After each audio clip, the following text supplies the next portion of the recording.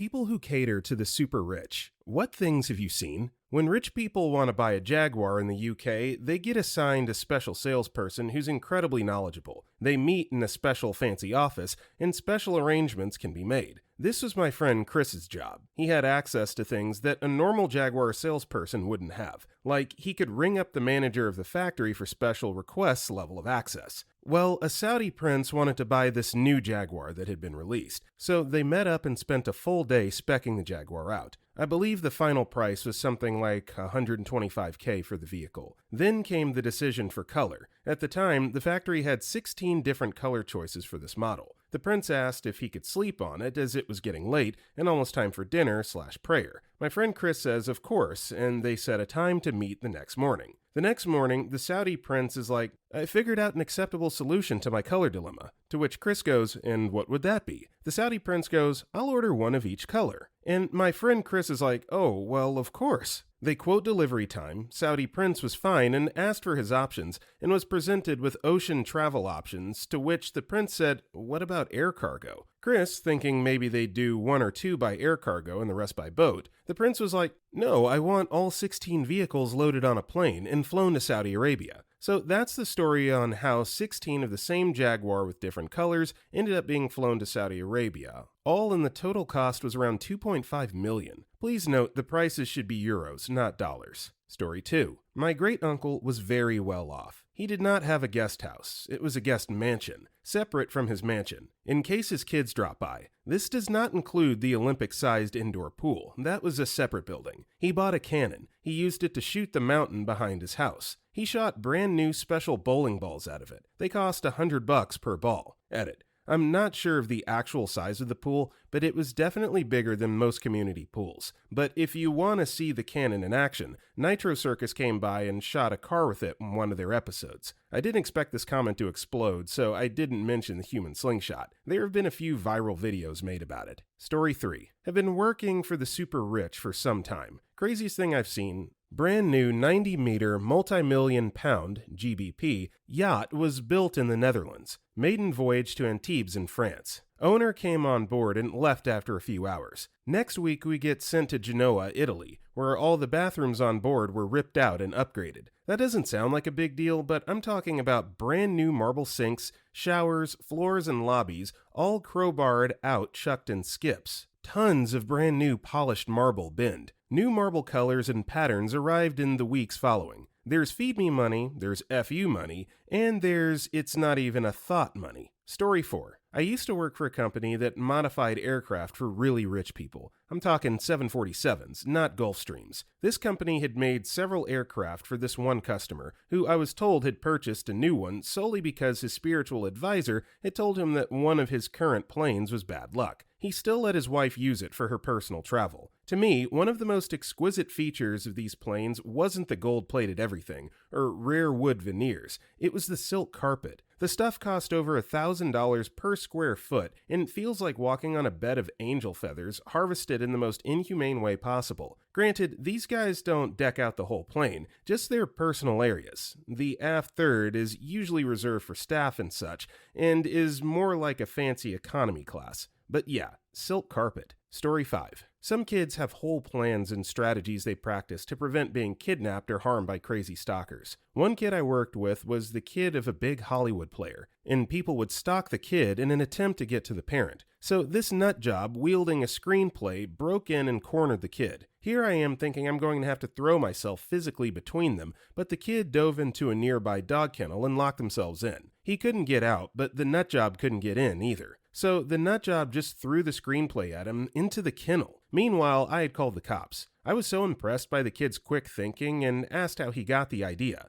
But he said that he always keeps an eye out for a way to escape, and when he sees someone he doesn't know approach, he gets ready to run. I felt awful that this kid had to live like that. If I hadn't seen it happen myself, I would have thought it was just paranoia. Story 6. I worked for the sister of a billionaire doing odd jobs that eventually turned into doing the same for her friends and family. People in the single-digit millions spend recklessly, always trying to show off their wealth. People in the double-digit millions are a mixed bag. People in the 100 million to 1 billion range were incredibly interesting because the ones I worked for were incredibly frugal. If you took away the business aspect, they were normal people, not pretentious a-holes. They didn't really care about appearances anymore. They drank $50 bottles of liquor, not $1,000 scotches. They preferred pizza to a catered meal. They bought the home with the best view, not the biggest home. Their big purchases were also investments. Own a PGA course, but use $2,000 set of clubs because they like the fit. Make a $50 million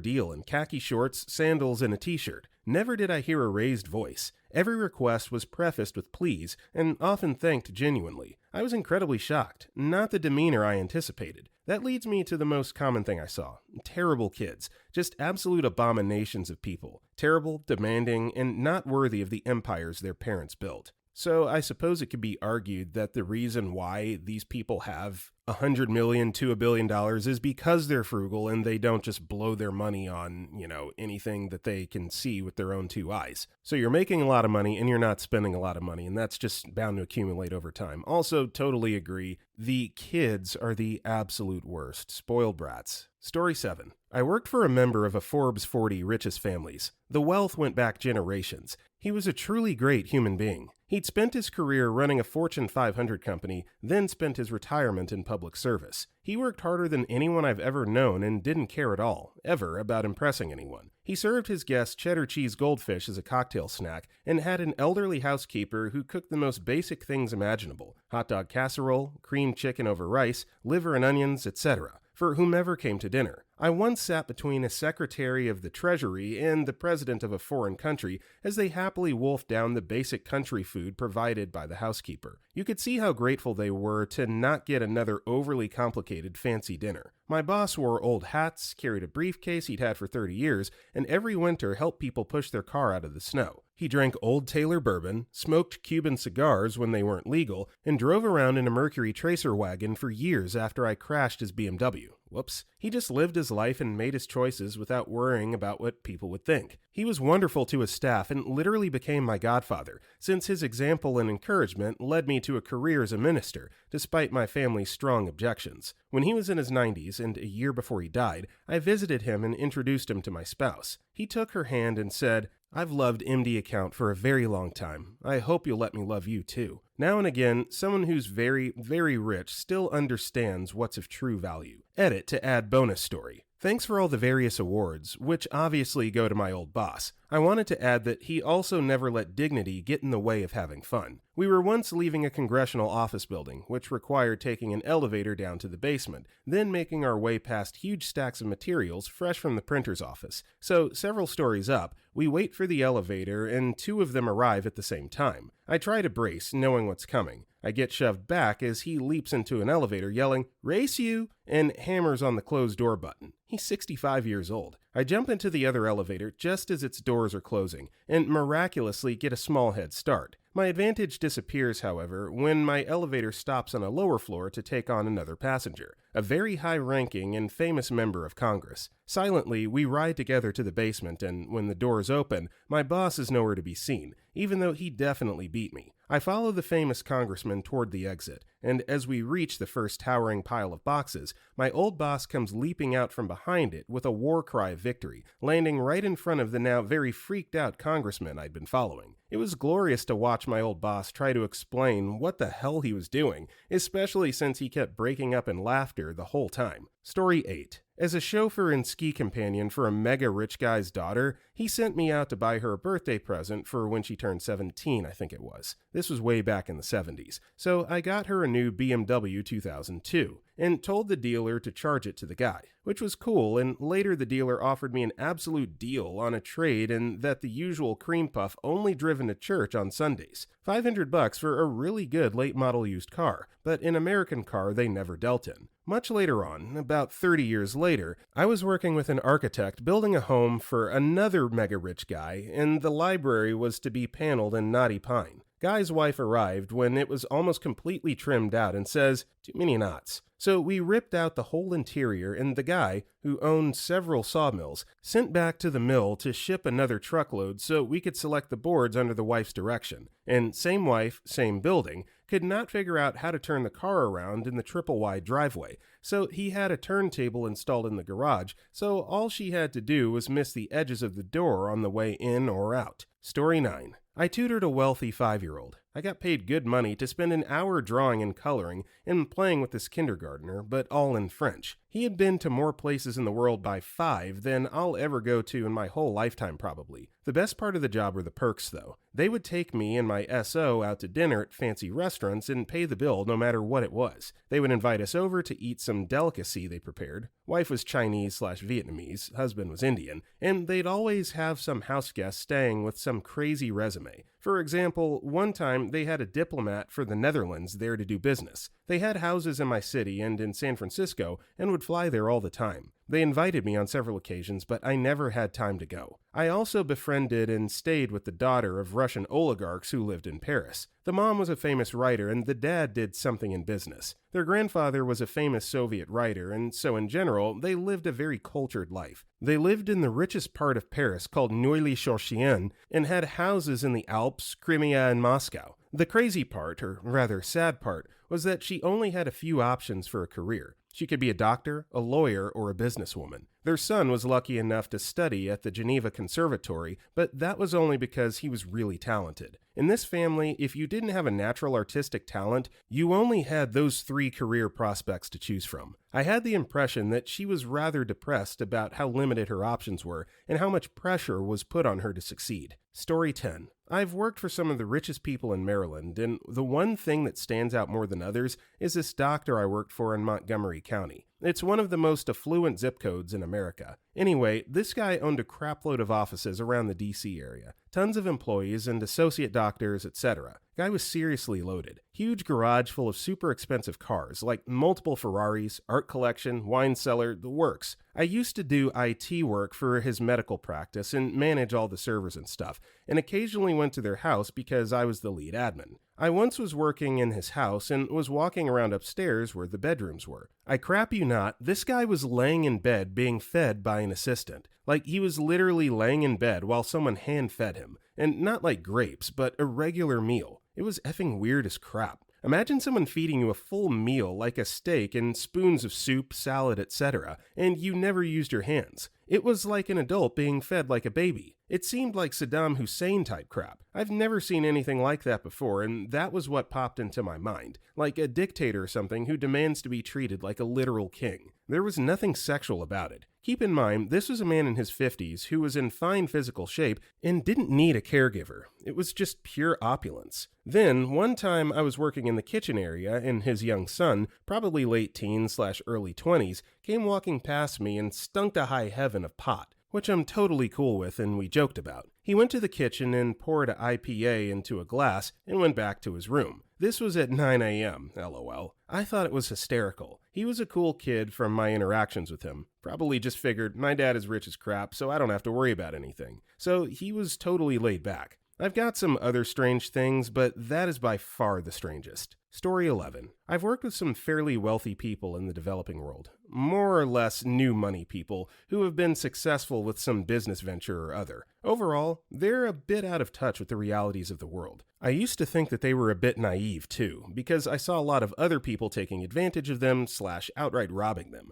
Over time, I realized while that's not untrue, it's more complicated. They did fail to notice a lot of uncollegiate activity on the part of the people they hired, but not all of it. What they did notice, they wrote off as the cost of finding people they could trust with projects that were actually important to them and work with for years. So yeah, you could overbill them for a few $1,000s once or twice, but if you worked hard and produced results instead, you could bootstrap your whole business to the next level with just them as a client. Eventually, I realized they valued trust a lot more than they valued money. They made their money with fairly long-term, high-risk, high-reward ventures running in parallel, e.g. research, so it all makes a little more sense now. I know plenty of rich, useless people too, but not very well. A lot of wealth is simply inherited in Asia. Cash flow is a really difficult thing here. Some people think they're important because they're born rich and act like fools. They do some pretty wild stuff, but I don't stick around to hear about it. Story 12. My mother worked at a prominent casino where Tiger Woods had special instructions for certain hallway cameras to go offline at certain times. Spoiler, he was having his 3 local girls visit him. Edit. Another fun one is Mike Tyson. My mother said he was maybe 5'8". Also super funny and sweet to her. She said his lisp is very pronounced and that it still took her by surprise. She also said his hands were the size of small boulders. I guess I wasn't that crazy. Edit 2. The dudes from Whose Line were very low-key in their visits. They were all about privacy, but were incredibly gracious to my mom when she spoke to them. She asked Colin if Ryan was there also, and he said, yeah, he went out to get my hair. Hopefully he's back soon. She said Greg was really excited to talk to her and spent almost 45 minutes going over her life. System kid who joined the Navy, got Cat 5 clearance, and raised 4 kids by herself. Story 13. Had a classmate whose father or mother was filthy rich from family money, can't remember, but they and he were amazing people. In uni, this girl in class, who was really nice but also came from a poor family, dropped her MacBook. She worked 60 hours a week for 3 months in the summer. He just came up, gave her his MacBook, and said he would just get a new one after school and his parents wouldn't care. Pure generosity. There was no TikTok movie or karma whoring going on. He was a stellar dude spending his parents' money, but only on stuff for other people and in a nice, helpful way. He also gave all the guys in class a suit for graduation. Lots of the people were talking about renting one and stuff, and he told everybody he knew a place to rent real nice suits. We all went there and we all rented a suit for 100 euros or so, everything included, and when you went to return it, we found out they were all paid for by this dude. He was like, renting a suit is stupid, but buying a suit is expensive. Now you got the best of both worlds. Last thing, I heard he bought like 10 PS5s from scalpers and sold them for retail to kids in the neighborhood. I should have stayed friends with him. Story 14. I used to do a pool and spa maintenance in my 20s. I worked on one property with a mountainside, 10-bedroom, 14-bath mansion with a saltwater pool, tennis courts, guest mansion, and a servant's house that was 4-bedroom, 5-bath. The property had so much more stuff, but that isn't the crazy thing. I worked on this property for 2 years, year-round, 5 days a week, and not a single person was ever there. The middle-aged single woman that owned it lived in a city about 4 hours away and just didn't come to the property because she was so busy with work. A multi-million dollar compound, just empty, all the time. Finally, after 2 years, I got a call from my boss on my day off. He asked if I could go to the house to put some pool floats away. He apologized because it was my day off, but said the owner would pay me $500 to go put them away. I was confused as to why there were even pool floats out anyway, because nobody was ever there, but I figured, F it, $500 for 10 minutes. I show up to the house and the woman's adult children were staying at the house with about 10 plus kids between them all, and they were having a massive pool party / cookout. I awkwardly walked up and said to one of the parents, sorry, it must have been a mistake, but I was told to come put pool floats away, but you're obviously here, so I'll leave. Presumably, the woman's adult son said, oh no, we're getting ready to leave. You can take them. He then instructed the kids to push them towards me. I literally grabbed one inner tube float and 4 pool noodles, brought them 10 feet into the pool house and put them away. I confusedly said they were all set and went to leave. The son thanked me and handed me a folded mass of $20 bills. It was $400. I was expecting $500 from my boss for payment, but I figured $400 cash was still overpayment, so I didn't mention it. The next day at work, my boss gave me $1,000. I told him the son had already paid me $400, which was fine. He said the son told the woman how great a job I did, so he wanted to pay me $1,000 instead of $500, and the $400 was a tip from her son. For 10 minutes of work, she actually called my boss the next day to ask if she should reimburse me for gas, since it was 15 minutes from my house. I told them that I was all set. Story 15. My niece married to an absurdly rich guy. His quirk, he did absolutely everything possible to hide his fortune. Simple clothes, normal car, decent but not lavish house, self-allowance. Guy literally hates his fellow multimillionaires in the guts. He told a story when he was really into Formula 1. His dad brought him a karting track. Long story short, the guy got really good and won several small championships, earning a spot in a training camp with some of the current Formula 1 pros. As soon as they realized he came from money, the would-be trainers, other kids, and pretty much everyone started treating him differently, basically saying he's not good enough and that he will be paid for to become a F1 pilot. The story repeated itself many times over from Oxford University, where the guy went to learn earning a scholarship not by simply paying, to pretty much every business deal where people were trying to get way more simply because he's filthy rich and can afford it. Gold diggers who were ready to satisfy every adult dream of his only to get into the money, etc., etc. Instead of becoming a cynical a-hole version of Scrooge, he and his family just hid that they have wealth. They wanted normal lives and honest human interactions. Story 6. I clean houses, and I've learned that generally, the more money they have, the nastier they are. One couple had 6 bathrooms. I cleaned once a month, and every single toilet would be decimated. Dried diarrhea down the sides, on the seats, on the effing flusher handle, globs of toothpaste everywhere. They had a huge walk-in closet with a lidless trash can. It was filled to the top with piss-soaked adult diapers. No lid. The whole closet reeked of piss. Even their clothing. The kitchen was, let's just say I had to spray everything down with cleaner and let it sit while I cleaned another area. Then I had to use a scraper to get the counters clean. They literally never wiped them down after cooking/eating. Appliances and sink weren't any better. Another lady had a fondness for butt plugs. Problem is that she didn't clean them. She'd toss it in the nightstand drawer and buy a new one. I know this because she left the drawer open once.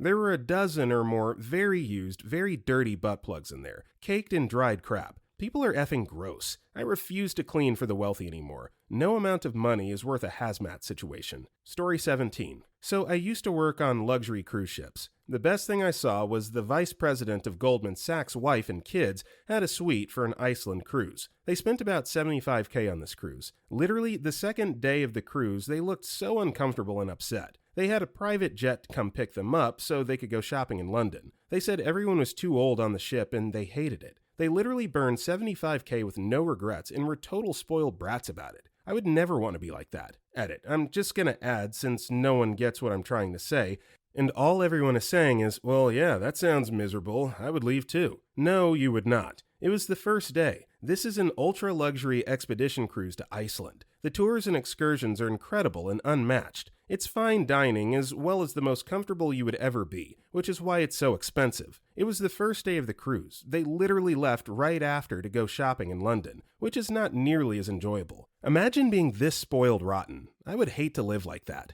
Also, this was 2 years ago. I remember Googling their name. He was definitely high up in Goldman Sachs, worth multi-millions. He was not on the ship. It was just his wife and 2 daughters. Story 18. I worked for UPS for a hot minute as a driver helper and got to see some interesting things. The one driver had the rich of the rich route. The mansions worth tens of millions around the Ann Arbor, Michigan area. The Ford mansion, Lloyd Carr, the one recent guy for Michigan football that I'm forgetting that also worked for Little Caesars. Edit. The name I was forgetting was Dave Brandon. Anyway, I got to see Dave Brandon's mansion. It was gated, deep in the woods, and absolutely huge. The driver, a 33-year UPS veteran, told me these guys with these huge mansions like this, they don't live there by themselves. Sometimes don't live there at all. They move their entire extended families in there. Parents, sisters, brothers, aunts, uncles, cousins, etc. And they all live off the rich guy's dime, ordering whatever they want whenever they feel like it. I think we delivered 30 or 40 packages there that one day. Second story from the same day and with the same driver, we delivered to a smaller but still huge house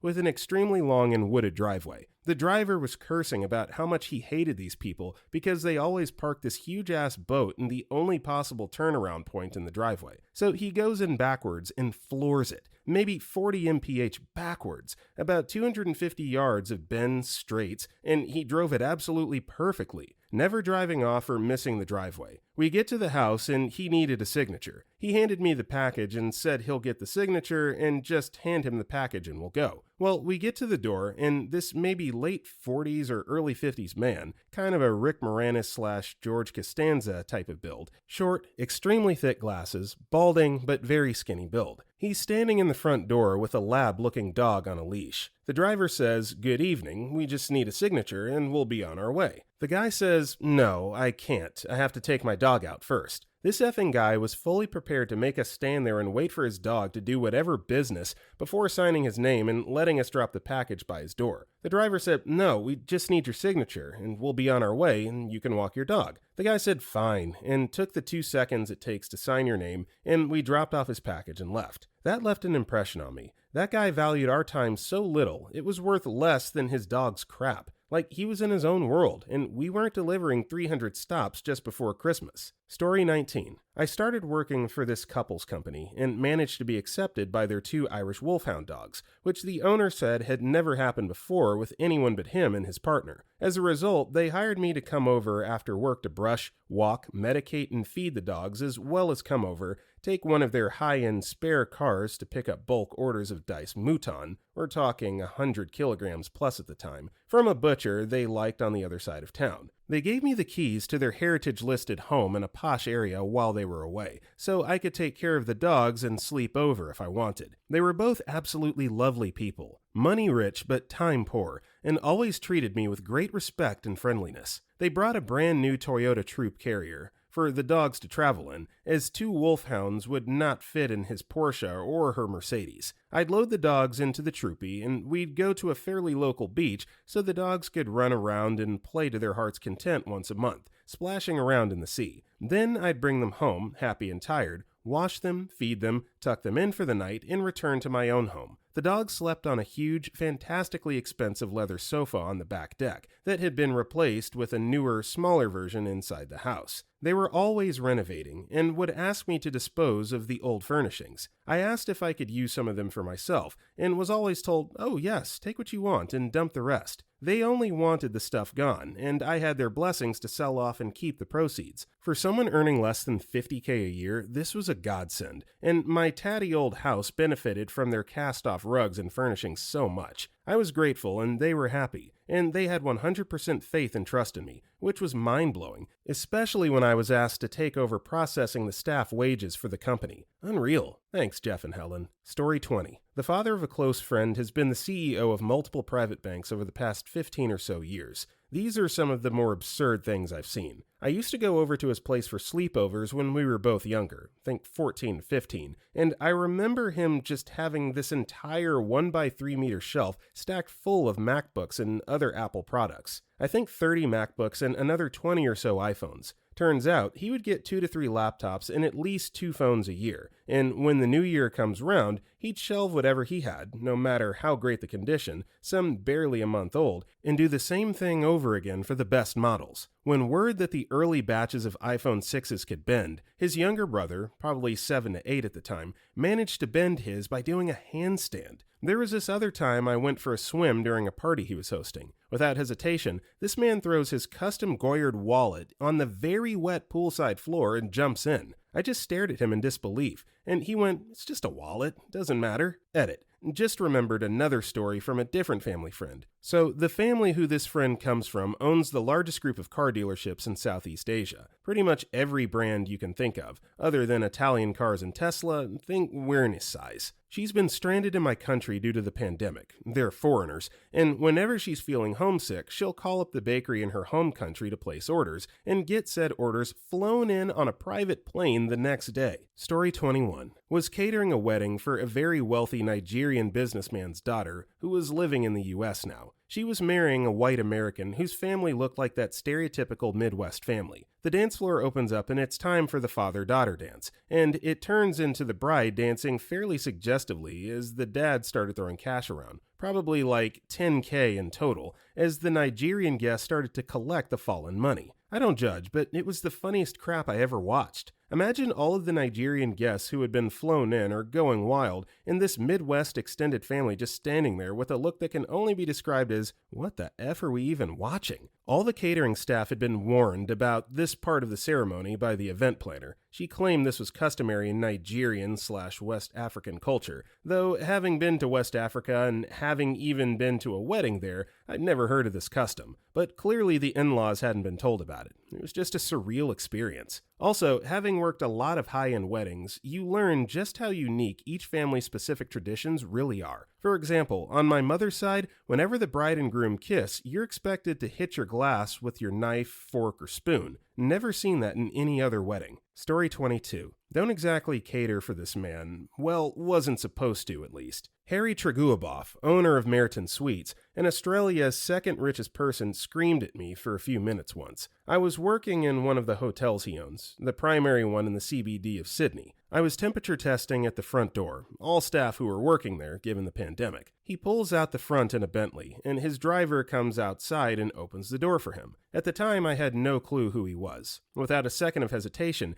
the instant he walked through the door, he started screaming, "Where the F is my son? Where is he gone? Have you seen him? Have you?" Now, my role involved not letting anyone into the building unless they'd been screened, but he literally just stormed past screaming at everyone on his way upstairs. Maybe 15 minutes later, he came down with his son. They were having a very casual conversation and just appearing to not acknowledge the absolute chaos he'd caused minutes before. He got into the Bentley with his son, then drove off. Very confusing seeing an 80-year-old billionaire who's so above it all that he can scream at multiple staff, most of whom are his own Meriton staff, notoriously underpaid, then leave without an inch of remorse. A-hole. Story 23. Wealthy people. There's a very nice Safa couple I clean for who have an amazing house that always smells great and doesn't really need regular cleaning. It's always just so nice. Besides some lovely accessories, they don't really have anything particularly spectacular. Just a well-decorated modern home, nice alcohol, business casual, and a nice attitude. Most of our probably very wealthy clients are like this. Meanwhile, we also clean for some rather reckless clients. They're wealthy but don't have FU money. Their houses are usually messier, and they're usually not that pleasant to us either. Nice cars, designer bags, and glasses. Houses look great from the outside, but inside looks like the A-bomb was dropped. Once had a client open a package that was delivered. I think it was a watch, but it was in a big box, so it was hard to tell what it was. She said, "It's a present for my hubby. Probably your monthly salary, right?" She didn't even say it with malice. She just said it casually. Like, had she have said something else in the same tone, it would have seemed pleasant. It's like they don't acknowledge that you're human. The worst bit is, whatever it was probably worth more than my monthly salary. But she doesn't get 50% off DC shoes, so she can suck on those apples. Story 24. When I was younger, my family and I were hired to clean one of the Walton summer homes. Helen Walton visited our house herself, to my surprise,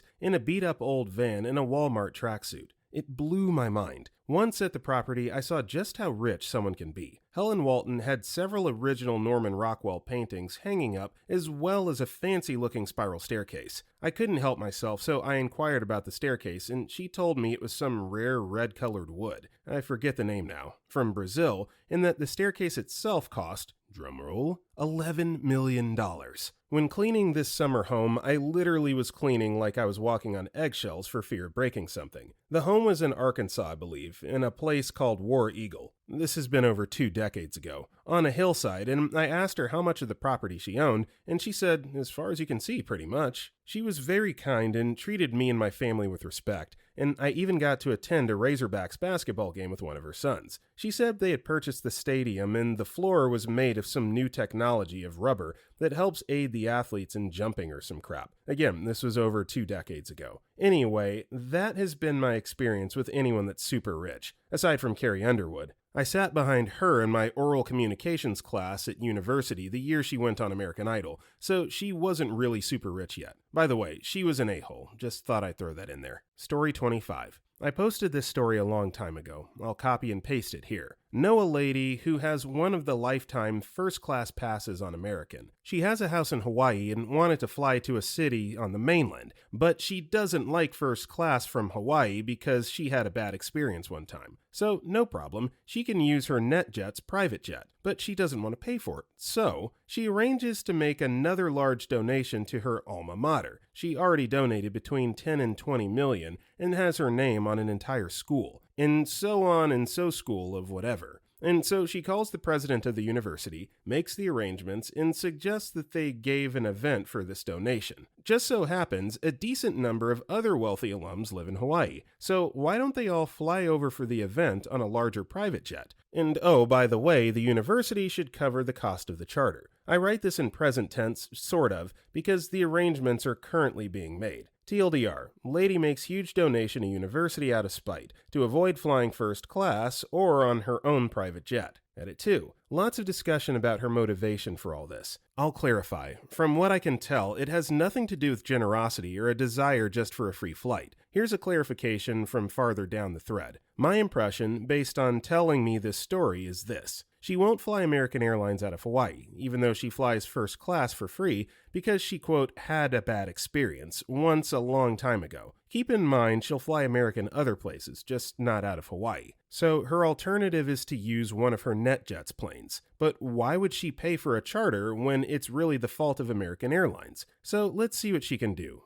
Oh, I know. Let's get someone else to pay for the charter. How about her alma mater, with which she has an excellent relationship already? So she has her office call the president of this university and say she'd like to make another donation. Some arrangements are made, some other people get involved, a whole lot of running around is done by her people, the university's people, the offices of these other wealthy alums, etc. Hell, even my employees will eventually spend some time on this, selling some of her positions to get the cash. Ultimately, she doesn't have to fly American. She doesn't have to spend her money. This is a matter of principle, not economics. She gets a free flight out of Hawaii on a larger jet than she otherwise likely would have, with no more effort than spending a few minutes on a phone that someone handed her. What's the downside? Granted, she's spending a lot more money to do this, but it is, as I've said, literally of no concern. Another thing to keep in mind, obviously, she told me this in a very different tone than I'm relaying it here, lol. Story 26. My favorite story about a rich kid actually involves consequences and lessons learned. I had a friend who was from a wealthy Saudi family, but just wealthy, not super yacht wealthy. He's the eldest son of the family, so he comes to Canada for his university degree, and the expectation is he'll work a few years in banking before returning home to manage the family's business. That all goes according to plan, except after his business degree, he's working the same meh entry-level banking job that I am, which is a pretty solid job for 22-year-olds, but about 16 levels below what his privileged family would expect someone of their social rank to get, since Canada doesn't quite work like that. Again, he wasn't super rich, or else it would work like that here too, of course. So, after a year or two, his family decides he should just come home. But he was never really the wealthy heir type and quite enjoys Canada and the low-pressure career he's embarked on. He was good at his job, and has even met a lovely, non-Muslim woman. So he wants to stay, and secretly applies for a permanent residency. A few months go by, and time is running out for his application. He finds out his family has been applying pressure to hold it up. After a fight with them, he gives in and agrees to come home. As far as he's concerned, he's leaving Canada forever. So what does he do? Applies for as much credit as he can and runs it to the max. And he gets a decent amount, since he's been in Canada for years, has regular income, etc. He maxes everything out, mostly buying clothes and renting fancy cars, but also donates a bunch to our team's social fund and a friend's charity drive, as well as spending over $1,000 helping our coworker buy their school books for the year. He puts in his resignation. We have a goodbye party. It's all a bit somber and sad. The day before he flies out, he has another argument with his parents. Apparently, his younger brother is also turning away from the family,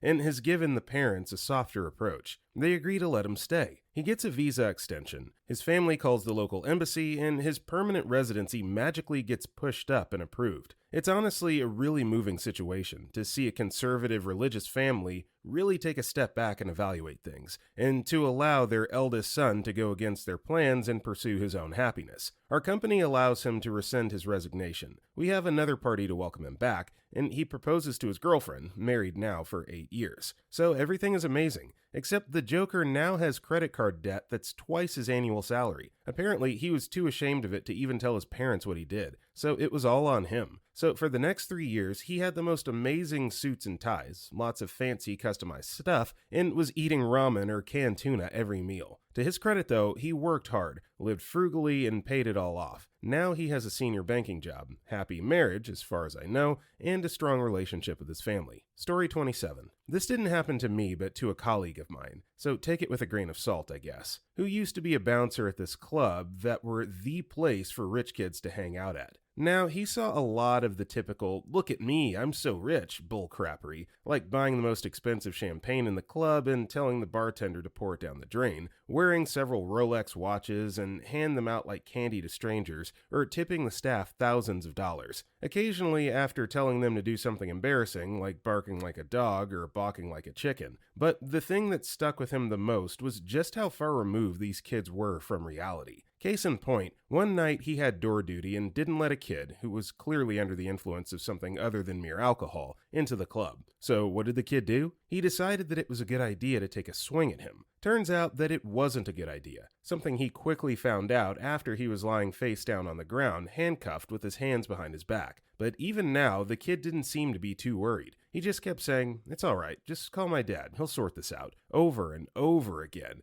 and seemed incapable of realizing that he was actually getting arrested for attempted assault. Not even when the police finally arrived and put him in the back of their car did he seem to fully grasp the fact that he was actually in trouble and that his dad wouldn't show up, wave a wand, and make this all go away. Effing rich kids, man. Story 28. Didn't cater to, but worked for someone who was rich. Ended up bankrupting the company that he inherited by overspending on his hobby, automobile racing. Had too many loans taken out to cover the racing expenses. Economy took a dump, the work stopped, couldn't pay back the loans, and lost everything. All because he loved to race cars on the weekends. And from a story that isn't mine, but I have no reason to doubt the source, my old instructor in school was also a general contractor. He swears this is true, but he was hired to have a big mansion built for some random wealthy guy. 5 or 6 years later, he gets a call from the client, asks if he's got the plans for the old house. Contractor says yeah, he has them here. Client asks for a duplicate home to be built. Turns out, the first home was completely filled with garbage. Multi-million-dollar home, just full of random, worthless trash, like someone would have on that old show, Hoarders. Didn't want the old home cleared out or anything, just another home to fill with junk. Story 29. For the most part, arrogance and total pieces of crap. I'm not saying all of them are, cause they're definitely not, but goddamn, man, I hated doing security work for these type of people. A lot think they can do and say whatever they want with absolutely no consequences. It's funny because the property I did security at required me to tell them no,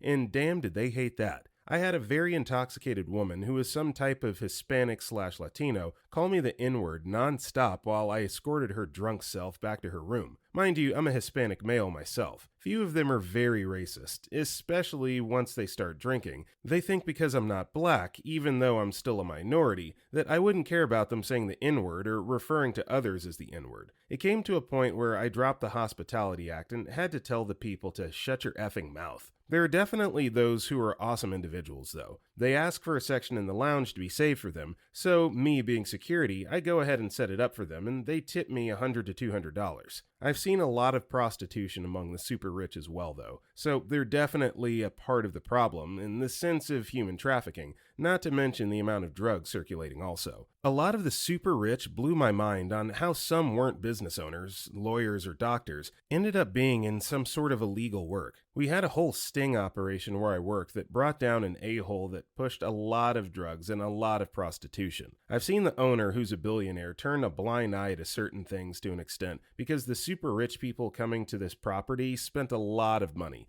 So basically, keep the big whale coming. I've also seen a very wealthy Venezuelan family have their daughter marrying a very wealthy Russian family's son. Both were owners of oil or something, and damn was that wedding gorgeous. Very respectable families on both sides, and they took care of us, providing the security services for them and everyone. A lot of them seem to be into all kinds of fetishes and whatnot also. Like, I'm talking about a dude who had 4 other women, sex workers, urinate on him, and then vice versa. The room was a mess, lol. Edit. Super rich celebrities were cool, I guess, too. I had the opportunity to meet Nipsey Hussle a few weeks before he was murdered. Drake is definitely an interesting individual. I did security work for him when he was doing his Scorpion tour, and him and his crew had an after party till about 7 a.m. I clicked into work that day at 2 p.m. the day prior, lol. Story 30. I can finally contribute. My step-grandpa is a plumber and had to frequently go to a very well-known billionaire's ranch. He has many stories about the guy. Here are a few. Absolutely addicted to Candy Crush and Angry Birds. Once asked my step-grandpa if he could help him beat a level of Angry Birds, to which my step-grandpa responded, "What the F is Angry Birds?" F'd with my step-grandpa's apprentice when they first met by constantly going up to him to shake his hand after running it under a cold faucet. The billionaire thought that was peak comedy and cried laughing about it the next day. After watching Mr. Deeds, my step-grandpa was convinced that the Hawaiian Punch scene was based on the billionaire because he was a Hawaiian Punch friend. Was bummed when nobody visited his house for trick-or-treating the night before. His whole ranch is gated and the front gate is 3 miles from the house. His wife made him throw away his bowling ball that had a replica of his head in it. He was extremely proud of that bowling ball and didn't understand why it bothered his wife. There are so many other stories, but those are my favorite. Everyone says eat the rich, but if they do, I hope they spare him because he seems like a top-notch guy. He's old as F now and probably won't make it much further in life. I hope I can meet him one day. Story 31. I straight up saw Jeffrey Epstein hop off one of his private jets with a very young Scandinavian girl. I also knew someone else he exploited years before I ever even knew who he was. The dude had a queen-sized bed to the right of the entrance to his jet, by the way. I've also seen millionaire doctors who have one car for every day of the year, just about. I've met billionaires who are very modest in their appearance and demeanor and still tip reasonably. I've regularly received $100 tips while at these old jobs, though. $20 was the typical tip per employee. There's also a subset of very wealthy people that are very distinctly sociopathic and insistent, to the point where they've been very verbally abusive, but in a scarier way than your typical angry customer. It's like this switch gets flipped and their personality shifts in a split second. Totally fake people and definitely capable of emotionally ripping people to shreds. I've seen a lot, but this is what I can recall as of now. Honestly, I kind of wish I could put some of those experiences behind me and never look back. Story 32. I worked for a catering company that was owned by a man who's in this club. They call themselves a Christian fraternity, but they're very much a cult. Nobody will convince me otherwise. One night a week, they would meet at their clubhouse, which also happened to be the company's primary venue. We had two. Together, the men of this club owned about half of the city. During these meetings, because it was all supposed to be top secret, they only had one waitstaff person on, who they called the butler, and that person was me. They served their own drinks from the bar, and I would make a bunch of appetizers for them to snack on for their meetings, and then I'd clean and leave before they were fully done. One night, I had to get some extra chairs, so I texted the lead butler to ask where they were. He told me the closet behind the stage. I didn't know there were closets behind the stage. I found out that night that there were two closets behind the stage. I went to the wrong one first, with nothing but my flashlight to light the way. There were some chairs there, but they were like ottomans and I needed chivalry. But I noticed that there was more to that closet, like little steps, and then it kind of turned. So I thought maybe the chairs were in there. I went up and into this tiny room, and there was a effing, I crap you not, altar. Not like a, yay, let's take communion for fun altar. No judgment if that's your thing. It was this small table with a marble basin, some unlit candles, a knife, and a skull. Next to it on a shelf was an old-looking book. Did not look like any Bible I've seen, more like a really thick journal. Immediately, I got out of there and texted my sister about where I was, what I'd seen, told her I would message her every few hours with an inside joke of ours so she knows it was me. I was convinced I was about to get sacrificed. I got the chair and brought it out, went back to cooking, kept a knife in my apron. Nothing happened that particular night with that, but I did accidentally walk in on their meeting after it started, about a month later, where they were chanting and then immediately paused to stare at me until I left. Then my boss, the company owner, followed me to the kitchen. I was so sure I was about to have my throat slit. He asked me to tell him what I'd seen. I said nothing.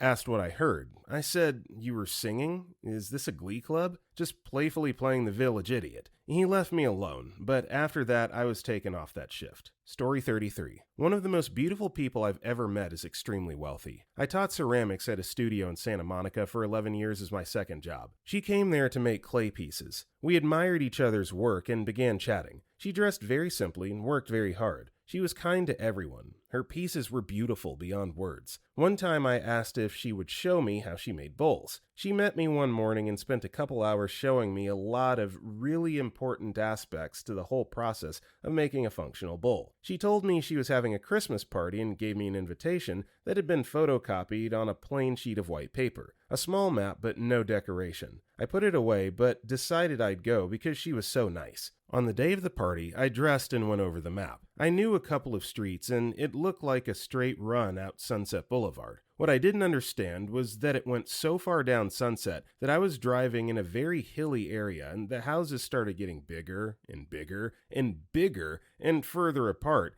and the addresses were almost impossible to notice. Luckily, the map was really accurate, and even though the engine of my car was struggling, I finally made it. I was so nervous about driving up such a steep incline and the possibility of being arrested, African American, I had to sit in my car and compose myself and dry off. My heart was beating like a herd of stampeding buffalo. When I buzzed to enter, she ran up to me and hugged me and told me she was so glad I came. Even though the house was the most beautiful home I'd ever been inside, it was not full of unnecessary crap. She and her husband treasured art and books. I was born in a working poor family and had been indoctrinated to believe a lot of bullcrap about all rich people, all American Europeans, just as I'm sure many of them are indoctrinated to believe the worst of all this or all that. This woman changed my heart and mind without really trying. Yeah, this just goes to show you that racism and hatred is taught. It is not learned through life experiences. Just saying. Story 34. Not exactly cater, but I felt the need to share. My brother married into a multi-billion old money family. The family celebrates its own holidays, usually the birthdays or death days of past family patriarchs. For one such occasion, my brother invited me to come along as a glorified nanny for my nephew and niece. I decided to join. Here's a list of the weirder things. While they had an army of chefs and other staff on payroll, when it was time for the holiday dinner, the serving was to be done by the youngest generation, and everyone had to pretend that Grandma had cooked everything herself by hand, even though everyone knew that everything had been prepared by the chefs. Everyone wore old clothes, not in terms of style, but their actual old clothes, wearing the same sweaters they wore as teens or young adults. My brother got to borrow one of his father-in-law's old sweaters. I was more dressed up, which meant I very much looked like the help. They had a small ceremony where everyone took turns in getting down on their knees in front of the patriarch and matriarch, who then gifted them some small heirloom or other trinket and told them the story behind it. Story 35. I do, and can't say due to NDAs and ongoing business, which I know is such an annoying tease. I have so many stories I'd love to tell, but don't trust the anonymity of Reddit due to the reach of specific people I work for. Here's a completely generic example that won't give anything away. I'm on the design team working on a billionaire's main residence. We work for a shell company a level below the family office. Usually they schedule our site events when the client's out of town, and they're always referred to as the client, never by name. But occasionally we have to review something when the owner is on property. In those instances, if the client ends up traveling either into or out of the property, everything halts before their caravan of high-end SUVs passes through. All the help is ushered into hidden holding areas, and the help includes all of the white collar workers too, not just the gardeners. Other than the immediate top-level house staff, they never see anyone working on their property. It's always pristine and empty, even though there are tens to hundreds of people on site at any given time. And that's just the tip of the iceberg. Really a nothing burger compared to the actual projects being designed and built. Story 36. I don't know about cater, but one of my companies deals with gems, particularly investment grade ones. I have a lot of super rich clientele, but my scope is fairly narrow to gems, and I guess watches. People send millions of dollars on natural fancy colored diamonds, and hundreds of thousands on colored gems like sapphire, ruby, emerald, Paraiba. The higher-end gems are investments, although they tend to buy them in jewelry form so they can be showcased via wearing. $100,000 watches are fairly normal. Paytech, RM, J&Co, etc. In terms of outside of direct business, I do hang out with them, and it's mostly just overpriced things for the sake of being able to afford it. Expensive real estate is one thing, since you at least keep it as an asset, but spending tens of thousands on a bottle of wine is another. People gamble more in a weekend in Vegas or Macau than entire families will make in several generations. There are a lot of things the super rich buy that you don't think are expensive but actually are. In fact, they tend to try and hide the logos. Take Zuckerberg. His simple gray shirts are around $400. There are suits like the Chiton K50 that cost $50K to $100K. Then you've got people who spend $36 million on a cup. This same person spent around $170 million on a painting on his Amex Centurion, and around $80 million on 2 diamonds, and another $180 million on a Manhattan penthouse, all within like 5 months. Funny how his net worth on paper is only $1 billion, yet he manages to spend half of that on a few toys in a few months. Goes to show you how silly Forbes' list is. Hell, the fact that V. Putin isn't even on the list of billionaires is proof enough of how ridiculously inaccurate it is. Bartenders, waiters, and small business owners are able to hide half their cash from the IRS, and you don't think the elite can? Story 37. Through past work, I met a guy who asked would I be interested in some extra bar work occasionally, at his house. I said absolutely, happy for the extra cash and change of scenery. So for the next about 4 years, I would turn up at about 8,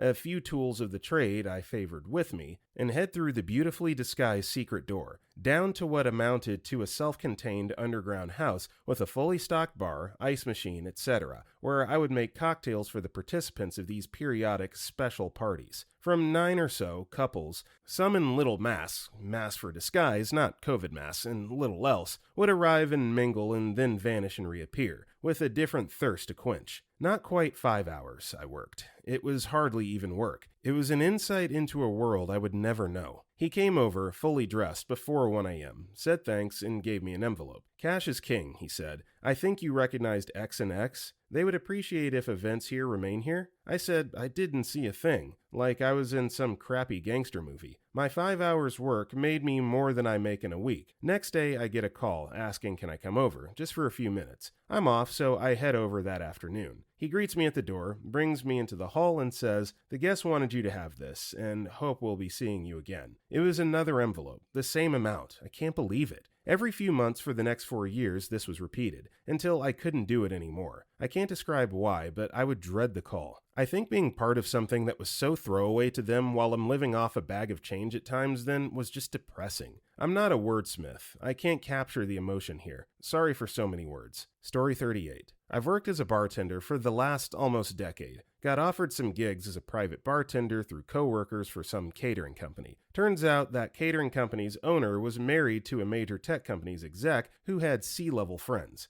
Bartended Christmas, New Year's, and 4th of July parties at their mansion, and holy smokes. Yacht parades, seemingly endless bottles of high-priced wines, like hundreds of dollars per bottle, just popped willy-nilly. Worked for a wine bar where that's been my specialty, and other extravagances. I was studying mechanical engineering at the time, and was told some higher up in the software engineering side was at one of the parties and was stunned. They introduced me and I absolutely blew it. Said getting where they were was incredible, and I hope to do the same someday, or something as pathetic. I guess the level of waste and ignorance is what really stuck with me though. Yeah, I got paid and the events were fun, but seeing all the food thrown away, the need to show off for seemingly no reason to other millionaires / potential billionaires, and generally not caring about anything other than the tastes of the other people at the parties seemed weird. Being in the struggling position, hearing the problems of the super rich is weird. Story 39. One of my dad's best friends made hundreds of millions buying and selling oil refineries in the 1980s/90s. In his 60s, he decided that he'd accomplished his professional mission and let his freak flag fly. He's the friendliest, goofiest, and most down-to-earth person you'll ever meet. He drives around in a bustled-looking but fully functional car from the 1930s. He hand-painted a folksy-looking American flag on the driver's side door and loves it when people wave at him while he drives by. He submitted his very first painting, made while he was in his 60s, to a local art competition. He won first prize, and for the next month, he walked around with art catalogs stuffed in his jacket pocket, handing them out to anyone who'd listen, because his painting was on the cover. He now collects antiques, but not fancy/expensive antiques. He loves fun and colorful American folk art from the first half of the 20th century and fills his home with it. He spends his days driving around the county and dropping in on his friends to tell them the latest dad joke he heard. He's my kind of hero. Story 40. I used to work as a bathroom attendant for a very expensive bathroom. My bathroom had a $500 cover charge plus additional wiping and washing fees, of course. A demanding job to say the least, but it was a very good work experience, and I was lucky enough to see and hear some of the best poopers in the world. It's remarkable what a true professional is able to squeeze out with hardly any effort. These men were like world-class clowns, shaping their various balloons into all sorts of fantastic creatures and eerily detailed caricatures, only their medium, of course, was high-quality feces. Some would take hours painstakingly crafting their sculptures with merely their dexterous sphincter and agile legwork. The smells they could waft into my waiting nose made me feel like a hungry patron at a Michelin 3-star restaurant as the chef plays with wild and exotic flavors and combinations never seen before. It was truly unbelievable to try and sniff through the layers of stink that had so carefully been woven together. I'd close my eyes and try to solve the poopiful puzzle laid before my olfactory, but alas, my senses were never keen enough to hang with the likes of these experts. Even with veteran attendants explaining to me in painstakingly detail the perfumist craftsmanship to each stench composition, I never quite developed the nose for it. Not to say I didn't appreciate it. Those stanks were among the stinkiest I've ever stunked in. Farting seems so crude, a word for what men of their stature and prestige were able to perform. Imagine the horn section of an orchestra comprised of the greatest and most talented hornsmen of the last millennia playing a symphony so sweet and so moving that the audience weeps, for they have not heard anything the likes of this before, and they're already sad as they realize this moment is finite, and their deflowered ears will never hear such a divine exquisiteness again. The ballad of the anus danced in my head with each customer, and they all play their own haunting and unique melodies. Their wiping techniques were unparalleled, as was the extraordinarily high-quality toilet paper we provided. For most, all it took was one tight wad of plush paper and graceful flick of the wrist to remove any excess feces that might have still clung to their rectums. As much of a thrill as it was for me to watch such consummate professionals work their wiping magic, more often than not, they let our state-of-the-art bidets do what they were engineered for. I was never allowed to use them. That may be needless to say, but imagine it must have felt like a dedicated team of maids and washmen set upon to clean every single nook and crevice. No stray particle would be left unloosed, and I want to believe none ever did. My job, of course, was not to listen, smell, and appreciate what marvelous poopers I stood before, but to attend to their needs post-defecation. I was always careful not to make eye contact,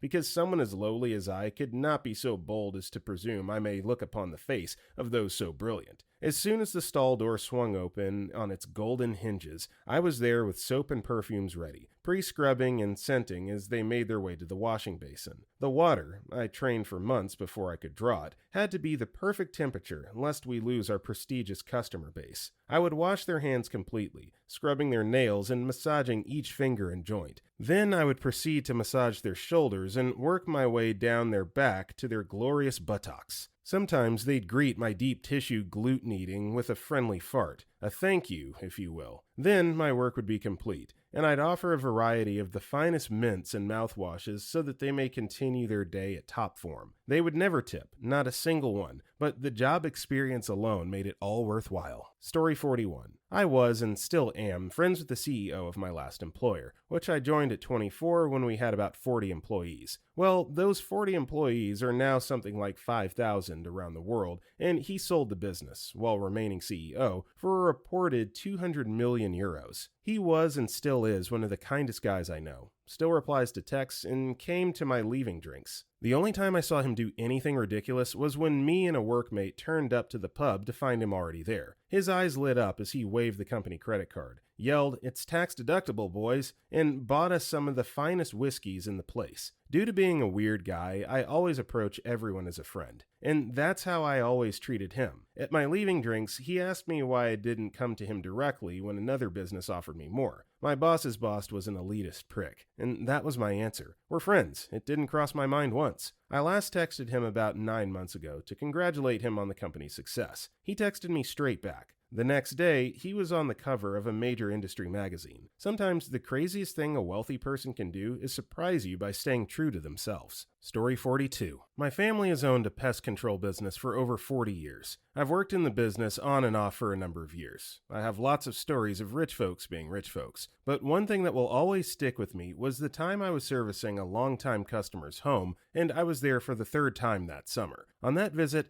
I commented on the owner's house and just remarked something like I loved their paintings in their dining room. All original pieces of art from very acclaimed artists. All these paintings were one of a kind and absolutely huge. The homeowner told me that they didn't like the look of the room anymore and had been looking to get rid of the paintings, but couldn't find a buyer. I jokingly asked, "How much for that one?" knowing damn well it was a very expensive piece. His reply, "Oh, I can't really remember. I bought it about 30 years ago. I think it cost me about $25,000. "Oh geez, that ain't cheap," I replied. "Actually, it's one of the less expensive ones I'm willing to take a loss on. Do you want it?" Thinking he was asking if I was interested in purchasing, I said something to the effect of, "Thanks, but there's no way I could afford it." He said, No, I want that thing out of here. Do you want it?" He wanted to give me a $25,000 painting just because he wanted it out, because he was bored with it. I was a little younger at the time, and to be honest, this thing was so freaking huge, I couldn't even fathom what to do with it, / how to sell it, etc. So I turned it down because I was kinda caught off guard. Years later, we still service the house, but the owners have deceased and that painting is gone. Had my current self gotten that offer, I would have figured out a way to get that thing out and sell it. Still makes me sad that I was so dumb. Yeah, this is a massive missed opportunity. I know you were young, but there's no excuse, man. You take that thing, you sell that bad boy. Even for half of what it's worth, you could flip 12 grand on a picture? Come on. Story 43. I worked for two completely different types of rich. One was about my age, back then early 30s, who got filthy rich with real estate, building apartment complexes and selling them. We initially met because we were doing the roofing for a mansion he built for himself and his then girlfriend in a rather wealthy neighborhood. After the building was finished, a few months later, she decided that the pool wasn't big enough, so he bought the neighbor's house to his left, hired an architect and a construction company, tore down the house that was standing there, and built her a huge pool area to her liking. A few months after everything was finished, they broke up. A few weeks later, he had a new girlfriend. She didn't like the pool area, so he bought the neighbor's house to the right, hired an architect and a company, tore the house down, and built her a pool area to her liking, while refurbishing the one he already had so he could meet his buddies there, having a drink and a barbecue while watching some football games. Guess what? He broke up with this girlfriend even before the new pool area was done. Around comes girlfriend number 3. They stay together, everything is fine,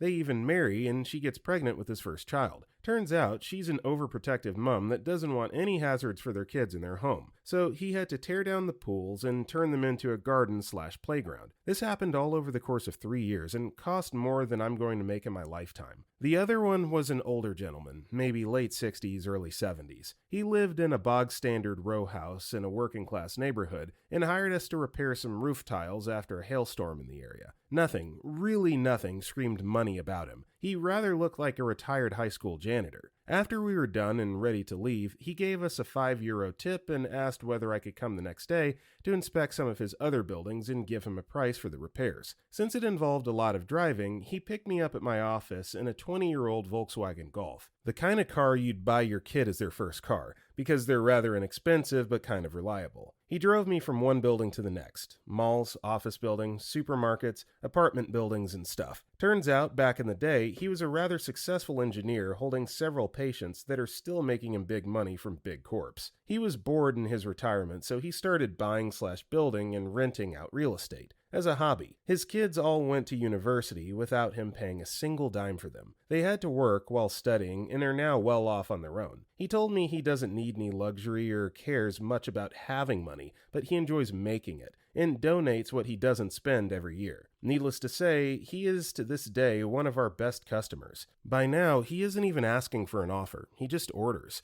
and he still drives his old VW Golf and still wears the same worn-out clothes. I even doubt he actually owns a suit, since he's wearing the same shabby clothes to his topping out ceremonies, even when there are VP's guests present. Story 44. Many moons ago, I had a summer job carrying a clipboard and going door to door asking people to support an environmental group with donations. The rich homes were the worst, who often wouldn't give you anything, but you had to walk extra far across their property to reach their huge mansion homes. At one house, the crazy rich Asian lady was very sour. Wouldn't listen for a second and just told me to go away. So I've treeked up to their long-ass driveway, only to be turned away like a beggar, and as she shut the door, I hear her snapping instructions at someone else inside. I'm not a quarter of the way down the drive, and the massive ornate brass gates start whirring and closing, while I'm still inside the property. Now, if I ran for it, I may have made it through the gates before they closed, but nah. If this was what she wanted, I stopped and watched the gates shut with a clang. Pause, then about-faced and headed back up to the mansion, which I guess was going to be my new home now. Next, I heard the whirring noise again of the gates opening up. Can't make up their minds, these people, so I leisurely strolled out. Story 45. I feel like I was trained for this question, so I hope this comment gets interaction. Firstly, I knew a tenant who would put the lint from the dryer into the laundry room sink and run the water on it as if to flush it down the drain. Guess who had to clean that up every single time he did it? Secondly, when people throw out garbage, but more specifically empty boxes in our basement, there are two types of tenants. There are those who cut them up and fold them to either be tied and put out to the alleyway by me, or just put in a bag. I love those people. Then there are those who will just toss the entire box, basically how it was, right after they opened it next to the garbage cans in our basement and leave from there. While yeah, it is my job to just take those and throw them away, it's really effing annoying to be cutting up these huge boxes. Like, I'm taking sofa-sized boxes. and throwing them away when they're still filled with styrofoam and a bunch of extra crap that came with the package, which gets on the floor and means I then need to clean the floor. A little effort to throw that stuff out beforehand would go a long way. Thirdly, when people get packages delivered to my building, they're always surprised when I give it to them. Like, they'll be walking in the front door and I'll say, "Hey X, there's a box there for you. Let me go get it." And they'll be genuinely surprised as if they weren't expecting anything. Now, this wouldn't be odd if it happened every now and then, because I get it, surprise packages come in. But it happens so often that I think they order so much stuff online that they don't even keep track of what's coming in. Because I know for me, when I order stuff, I'm basically tracking that crap daily until it gets here. So the thought of ordering something and being oblivious to the fact that there was something coming in that day makes zero sense. Story 46. Does dating count as having to cater to someone? It sure felt like he thought I was more of a slave than a partner. I dated this super rich guy for 3 months this summer. Worst idea ever. And boy, did I learn some bizarre crap about how they live. Like, apparently, after he'd get wasted and do too much coke at horse races,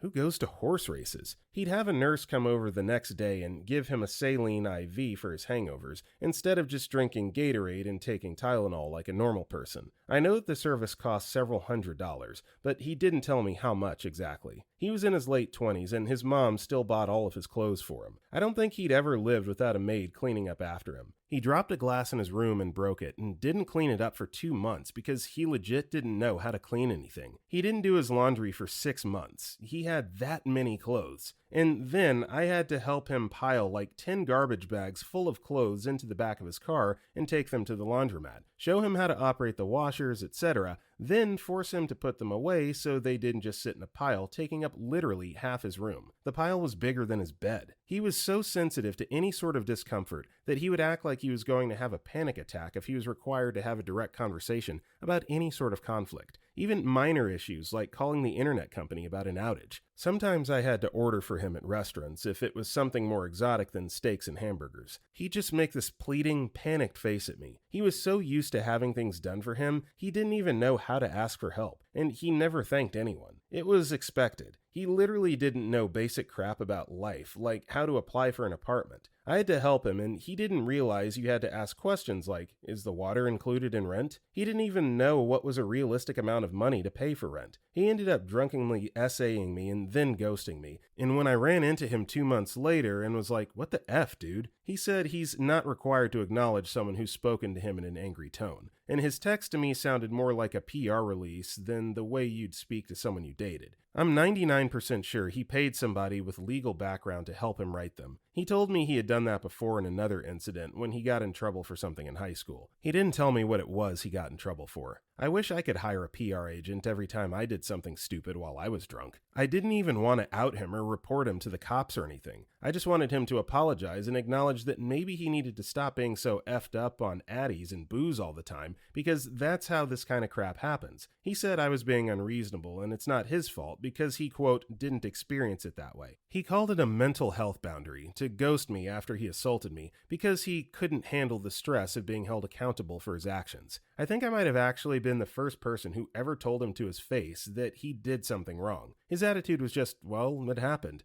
I don't know what you expect me to do now. Generally, that was how he acted whenever he upset someone or made a mistake. He thought that his family was middle class because they didn't own multiple yachts like his neighbors, and would argue with normal people about that being unfair. Like, his family had a big-ass house out in the country and multiple vacation properties, but he needed us to know how hard it was for his dad to not be Jeff Bezos. We had a really embarrassing, for him, conversation where I had to make him look up the median income for the United States, at which point he realized his family was in like the top 3% of incomes in the country. He moved into this warehouse I live at, that's how we met, pretending to be broke. He kept a second 2-bedroom apartment in a really nice neighborhood that was like $2,000 a month, because he knew people wouldn't like him if they knew he had a rich family and he, quote, wanted the life experience. He was basically LARPing as a poor person so he could feel like he understood how real life works. I didn't know until 2 months into dating him how well off his family actually was. He hid it, and he would go on rants about how it's actually way harder to be a rich kid because your parents will be upset if you date poor people. He wanted to hide me from all his rich friends and his family because he thought they would disinherit him for dating me. He had one of those expensive $500 an hour psychs that would tell him what he wanted to hear and prescribe him anything he asked for. He was frequently strung out on Adderall. I mean, like, he was being prescribed 3 times what anybody who actually needs it as prescribed. His psych was clearly just pay for play. It would have been way cheaper to just do meth. He also armchair diagnosed himself and all his rich friends with autism, so he could claim that all their sociopathic behavior was because they had mental illness, and therefore nobody could be upset at them for acting the way they did. Generally speaking, for him and his rich guy friends, mental health was an excuse to act how they wanted. For everyone else, any sort of mental health issues meant that we were insane and not to be taken seriously, no matter what we said. He insisted that his life was the worst because he didn't have to do anything to survive, and he could just drift through life. His existence was meaningless, and therefore he had it way harder than everybody else. He'd often cry about it to all of us. Mind you, this was during the pandemic, when most of us had just been fired, and people in my building were being evicted for missing rent. Like, this guy had really convinced himself he was a victim of society, and it was our responsibility to let him act however he wanted because it was so hard for him. What a piece of work. Crap gives me such a headache, I'm going to need to call my personal assistant to come over here and give me an IV drip about it. Story 47. Worked for a catering company for years. 2 things come to mind. First was a bat mitzvah party thrown for their 13-year-old daughter. They had a zip line set up from one end of our 4-story, 70-feet-wide ballroom to the other. She made her entrance on the zip line, and then all the kids got to play with it for a while. You know, like setting up a slide, but better. The theme of the party was like the Grammys, so they had celebrity impersonators there wandering around entertaining the kids. At the end of the night, the girl got a Grammy for Best Daughter, some crap like that. A real one. The parents paid the people who make the actual Grammy trophies to make one for their daughter. That was my benchmark for rich for a long time. Then this hedge fund that I'm fairly sure I'm still not allowed to name threw a party because they had a good year screwing people over in the world of finance or something. They had Maroon 5 play. The band, live. The actual effing band played their party. They had laser light shows playing on our marble ceilings. Then, after Maroon 5 was done, there was a bit of an after party with this lit DJ performing in like the middle of a giant flat screen. It was impressive, man. I think I'm underselling it. Story 48. I used to do residential electrical, mostly multi-million-dollar plus homes. Can confirm, money can buy pretty much anything except good taste and common sense. Rich people will spend stupid amounts of money on pets, especially. On one home, we installed several Decora-style switches, the flat ones that you press top or bottom, about a foot off the floor in several spots throughout the home. So the precious doggo could turn lights on with their nose in the middle of the night because they were afraid of the dark. She also paid through the nose for us to move, remove, or add those switches several times during the build. Another lady got a dog ceiling fan. Supposedly someplace took her, likely heavily sedated, mongrel and used lasers to create a 3D model of the wretched thing. Then cast the mini mongrel replicas in gold-covered bronze. Those were then stuck to a gold-plated ceiling fan with exotic wood blades and designer glass for the lamps. It remains the ugliest and most difficult to install ceiling fan I've ever encountered. Another family got a company that normally builds specialty food service appliances to design a water dispenser for Fido. Motion activated so it would fill automatically, then dump the used water after a delay and sterilize with UV light. Bottled water delivered twice a week. We had a dedicated outlet with its own circuit just to power the thing. Lots of crazy rich ladies love their pets. Story 49. I'm a realtor in Seattle, was helping a student of UW that was from Japan find a condo for in the area. Nice kid, good English, believe he was in the medical field. One of the times I met with him, I accidentally handed him the wrong folder, which contents were for a very wealthy Facebook executive, which had about 4 to 5 different houses, all at least $3 million. He opens the folder and says he wants to check one of the properties out. In my experience, he's wasting our time, as he was only looking for about $800K. He's a nice kid, and it's not far away, so I agree and we check it out. The minute we step in the backyard that's overlooking Lake Washington, he says, "How much do we need to offer to get this in contract today?" I'm in shock, as I assumed his dad was just buying him a condo to live in while over here for college. I ask him how he would finance it, and he says, "Give me a minute." Comes back 5 minutes later and shows me an email from his father with a screenshot of his bank account. This was an entire list of bank accounts, maybe 15 to 20, with the account number crossed out. The lowest amount of money he had in one of his accounts was $9 million. Needless to say, we bought the house, and a few weeks later, he calls me and says he needs some help. Can you come over? Which is an odd request, but this kid just brought in about 20% of my yearly profit, so I have to go. I walk in the house, and he has a couple of his neighbors in the house. The kid greets me and says, "We've all come to an agreement of terms for the sale of my neighbors' homes." All the neighbors smile and say,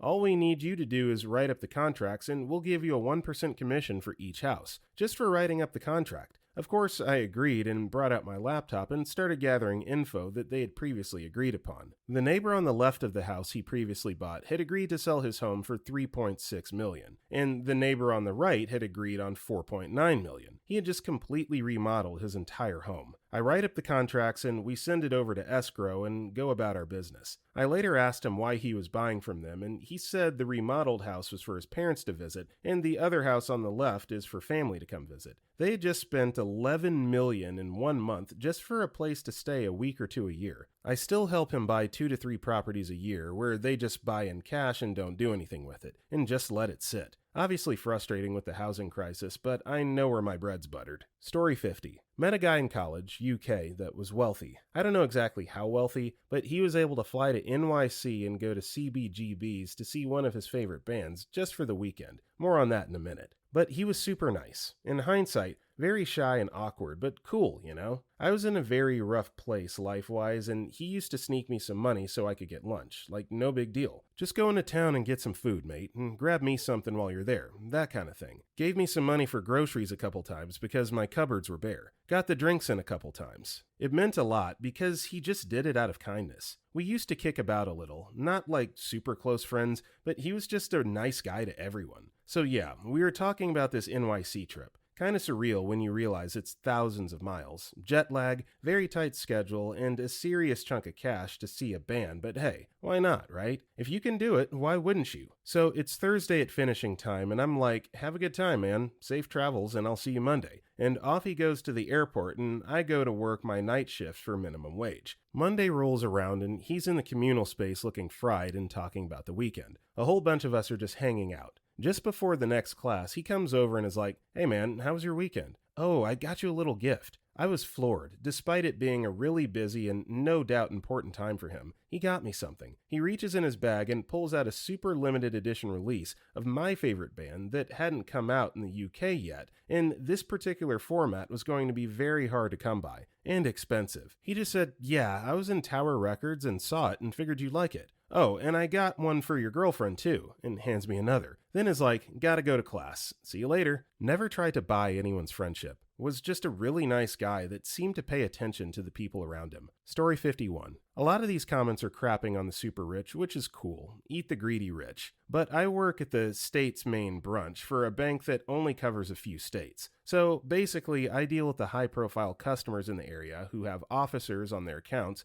and deal with investment services and have HELOCs I can't even fathom servicing. Maybe it's because I have direct access to their trusts and loans and MM accounts, but 75% of them are the nicest and most considerate customers I deal with. They have their IDs ready, account numbers written on laminated paper for me, correctly spelled payee, cashier, check notes. Wires that never get sent back. Those 75% participate in every charity in my now booming area. A client of ours took me into his freaking helicopter, and I can only service basic needs at the bank. Another knew I loved golfing and took me to a private celebrity golf tournament where all the buy-ins were donated to an MS foundation. It was a legitimate joy working with individual/corporate millionaires who are from the community you work in. Most just want their dream home on the lake/ocean/hillside and for their grandkids to never struggle. Even before this job, when I was a bartender at a seaside tourist bar, I had a patron who would tip me $100 minimum. Like one beer, he would just hand me a $100 bill. He lived in this vacation town community and just wanted the bartender's company. He was too drunk to drive one night, so I drove him home in his car and called the other bartender to come pick me up. This mother effer threw a strap of tens into the passenger window of my coworker's car while we were driving away because he knew I wouldn't accept it if he just tried to hand it to me. But miserable people are just miserable people. Those 25% of millionaires who come in thinking they're keeping my bank afloat are insane. refusing to deal with me because I'm fairly new, demanding fees to be waived because they have so much money with us, dropping their deposits in a completely disrespectful order. I'm talking no tally deposit slip and checks facing every direction, then getting mad when their deposit isn't done in a minute. Verbally assaulting staff because they staple their receipt onto their duplicate deposit slip in a way they don't like. Verbally assaulting staff because we don't keep $100K in the branch on a Saturday. Sexually harassing female coworkers. But honestly, we get treated like dirt more often by the broke as F customers than by the super rich. It's just more politically poignant to talk about the douchebag worth $3 million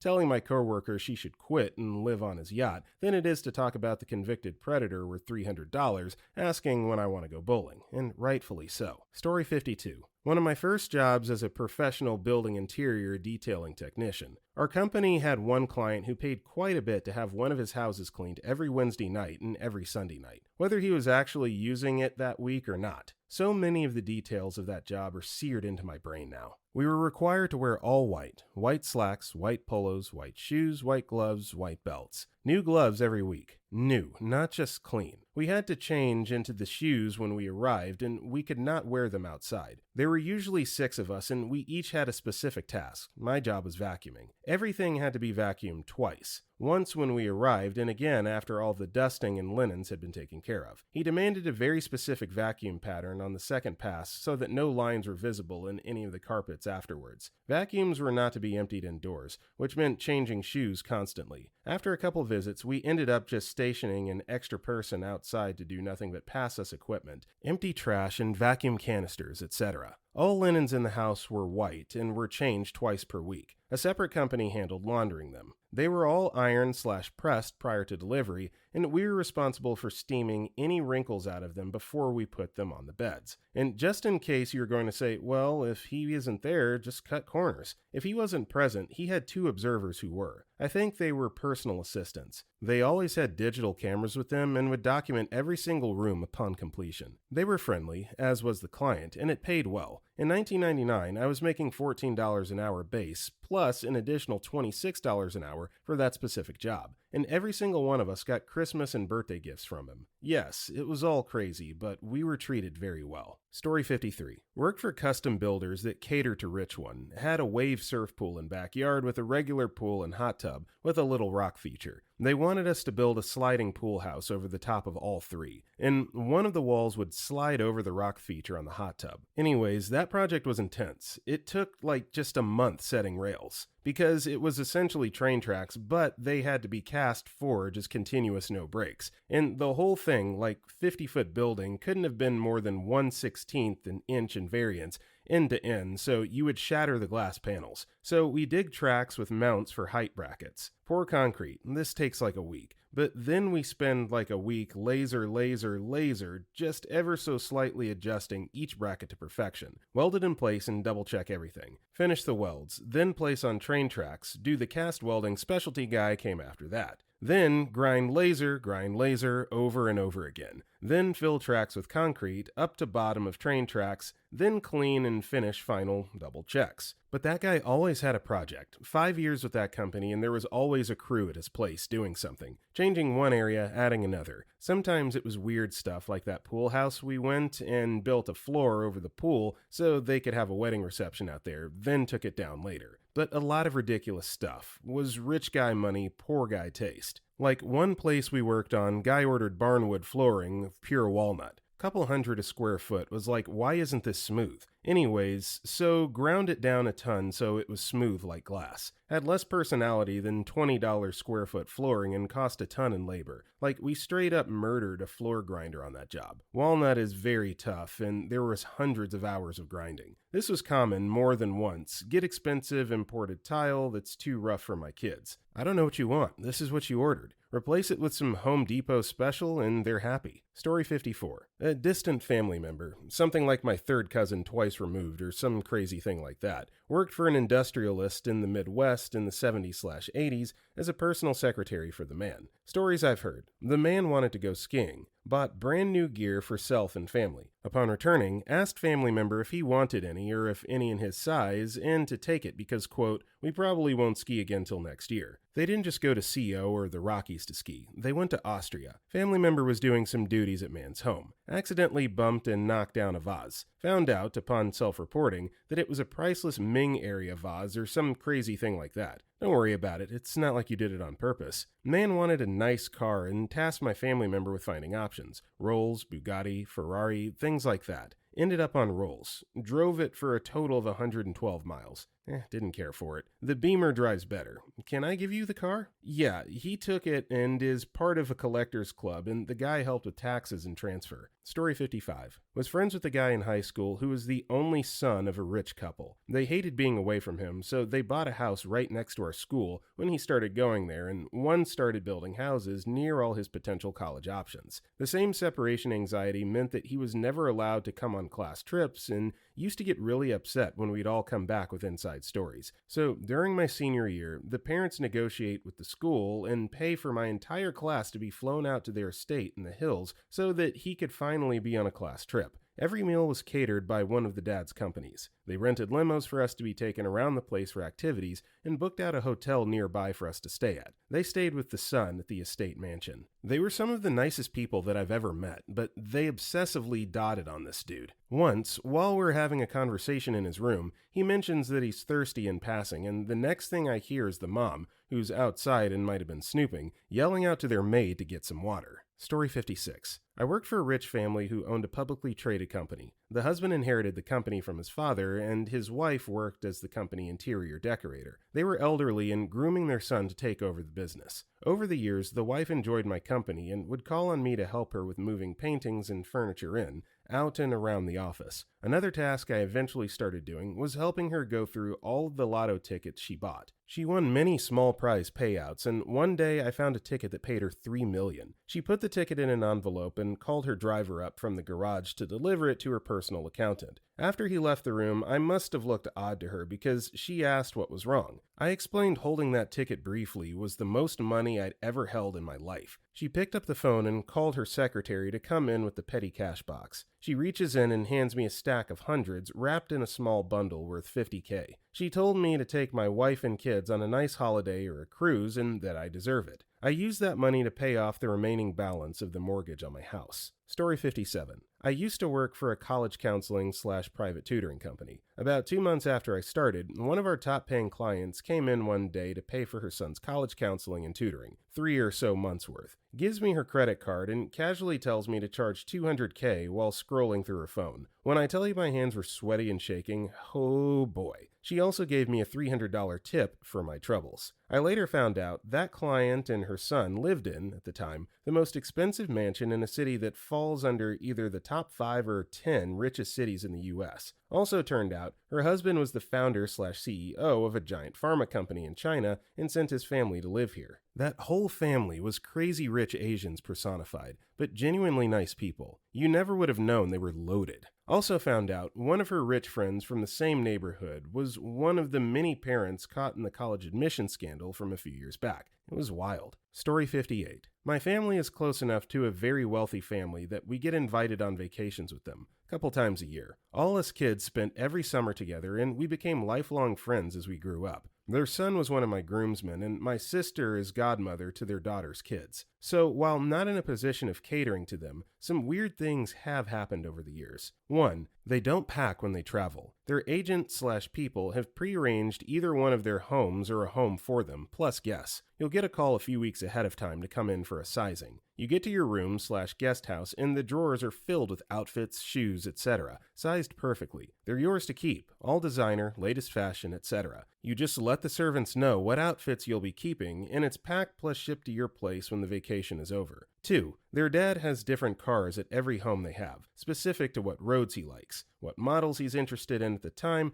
and the overall theme of the place. They literally have cars that serve the same as a poster to tie a room together. As the kids got older, they have the same. The daughter really loves Bentley and has one custom to each home in Spain, England, and the US. Their son had a thing for older Astons. Story 59. OMG, the list I've seen working in Marin County all my life. I dated a guy from a wealthy investment banker family. They sold their home in Ross and were building a new one on top of a hill in San Anselmo, overlooking a valley and hills, so they purchased a temp house that was likely priced in the low millions to stay until building was done. We were having dinner together in the temp house, and he made a joke about it, quote, being a dump. They all thought it was hilarious. Oh, and this was around the time Airbnb started cracking down on hosts declining guests on race. In his mind, this was a direct connection to, well, poor people steal more, so they should be allowed to discriminate. Yeah, it didn't last long between us. I worked for a billionaire who had adult kids. One of his sons and I had a mutual friend. To this day, the billionaire, who I'm still in touch with, has no idea that his son, and I, through our mutual friend, know about his secret children in another country. Same guy's daughter is getting married the same day as I this year. Coincidence. Difference is, my budget is $15,000 and hers is up to $800,000 and counting. She decided 12 weeks before the wedding that she, quote, doesn't want a wedding but a house instead. I'm sure he'll just get her the house too. Same girl has her LA beachfront home, car and bills all paid for 100% and an allowance of about $10,000 a month. She charges her fiancé rent. Poor bastard has no idea what's going on, nor what he's in for. She's driven away from gas stations with the hose still in the car at least twice. These are the things that happen when the help runs life for you. The best part about families like this is the wives' allowances. His wife's is about $30,000 a month. Several times she's purchased a single item of clothing over that price. Then she bills her husband for the extra cost. Yes, she literally sends an invoice to the family accountant. His reactions after finding out are priceless. Both sons are asked to have their wives sign a prenup less than 1 week before their weddings. That didn't go over well. Oh, one of the most common things rich people like to tell the lower class, just work for yourself, start your own business. Yeah, people are parenting your children and living with you because they can afford to start a business, let alone pay rent in the area. I didn't see a live black person until I was 23. I don't know why they share these things with me. Have you ever been in a home where every room has a theme? One was a jungle, one was tech/futuristic, one was Roman marble and gold, etc. I've been paid hundreds to sit and do nothing for hours. I've also been told a small business can't afford XYZ pay and benefits by people who own multi-million-dollar estates. Trey Cool is a fun and courteous guy who grows very yummy tomatoes in his yard. We met at a restaurant I worked at and had a friendly night out with live music and drinks. He was engaged soon after and texted me asking me to get him on the books at a restaurant to bring his lady the same night. I did so, and asked my boss to send them dessert on me as a congratulations because I wasn't working that day. Next day, I found out they didn't send the dessert. I asked why. I was told it was inappropriate. Apparently, hanging out with pop stars makes women in monogamous relationships' pants fall off. He was actually right. Trey and I both took a piss behind a dumpster at the 2 a.m. club that night. It was actually kind of punk rock. I assume George Lucas has stopped ordering 2 venti whole milk white mochas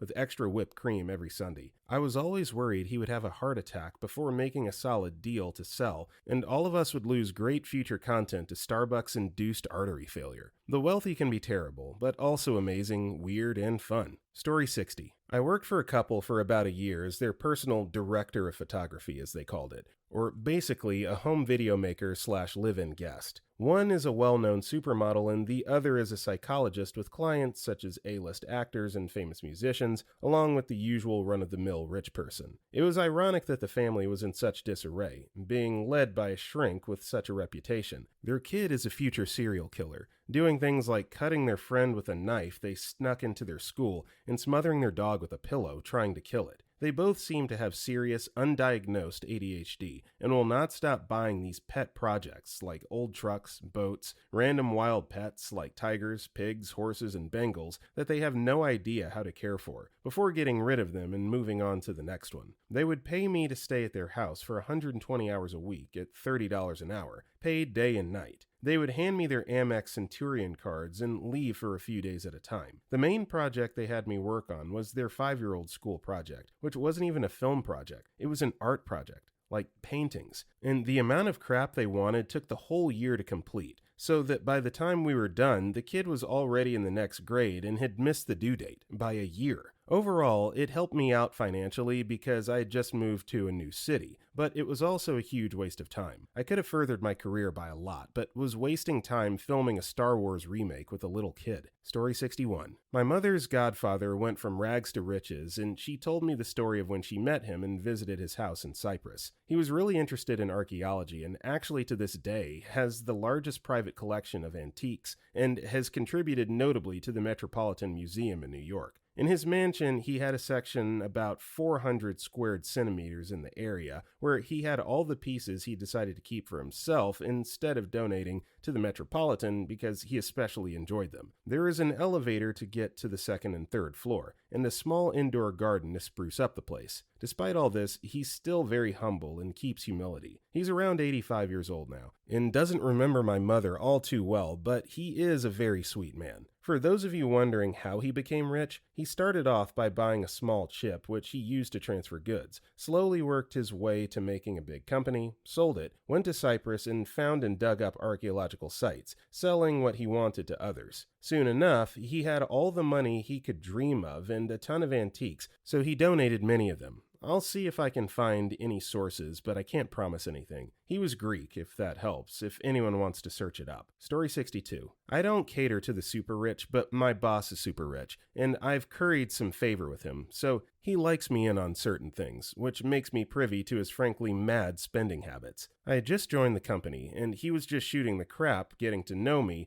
and talking about tech stuff, but specifically about crypto. And in the middle of the conversation, he just decided to say, F it, I'm going to buy in. I calmly said to him, look dude, crypto is about to get banned in China. The price is going to fall through the floor. I don't think it's a good idea to buy in right now. He didn't listen, bought anyway, and lost 2 million euros in the course of a few weeks. He didn't say he lost anything at the time, I just saw the price of crypto crash. I felt super awkward for him, thinking he might blame me for not standing up to him enough. But nope, he laughed it off, came clean about his losses, really appreciated my input, said he thought he could now trust me, and said, you're a smart guy. I like to surround myself with smart guys so I don't make stupid decisions again. Here, have a bonus. And so, pledged to add 2K on top of my bonus for the end of this year. I've never seen a human wantonly throw cash around like that before. Story 63. Before getting my ABSN, I went to undergrad at a super expensive, top-tier university with the intention of becoming a lawyer. I was full ride from a piss-poor family out in the boondocks of West Virginia, where we never took any vacations/traveled. While there, I had a professor tell me I had to meet their friend, we'll call him Bob, who was an alumni from the university and grew up near the area I was from. This guy wasn't the 1% or anything, but definitely had more money than I'll ever see in my life as an RN. Him and his wife go on to become great friends and supporters, I think largely because their own daughters were pretty horrible/selfish. Fast forward, I got married my junior year of college. My partner and I wanted to elope, and I told Bob. He was furious at the notion of me eloping instead of having a proper wedding. As a broke junior in college, I told him I couldn't pay for a wedding, and that all my partner and I wanted was a nice honeymoon. At this point, Bob tells me he's going to pay for my wedding so that I'll have one. So, unbelievably, he did. Bob and his wife planned our entire wedding, bought my dress, catered the event, booked the venue, etc., and paid for the majority of our honeymoon to Spain and Greece. I've met a lot of ultra-wealthy people who are just absolute pricks, but people like Bob can completely change someone's life, and I think a few of them know that. Bob grew up extremely poor as well, and I think he just wanted to give me what he wishes he had been able to have. Since Bob and his wife are older, I don't know if he'll live to see his own daughters get married, and I'm sure that played into it as well. My partner and I still go to see Bob and his wife about once a year. At this point, they're more like family. Story 64. I install elevators, the real ones, dig buildings, hotels,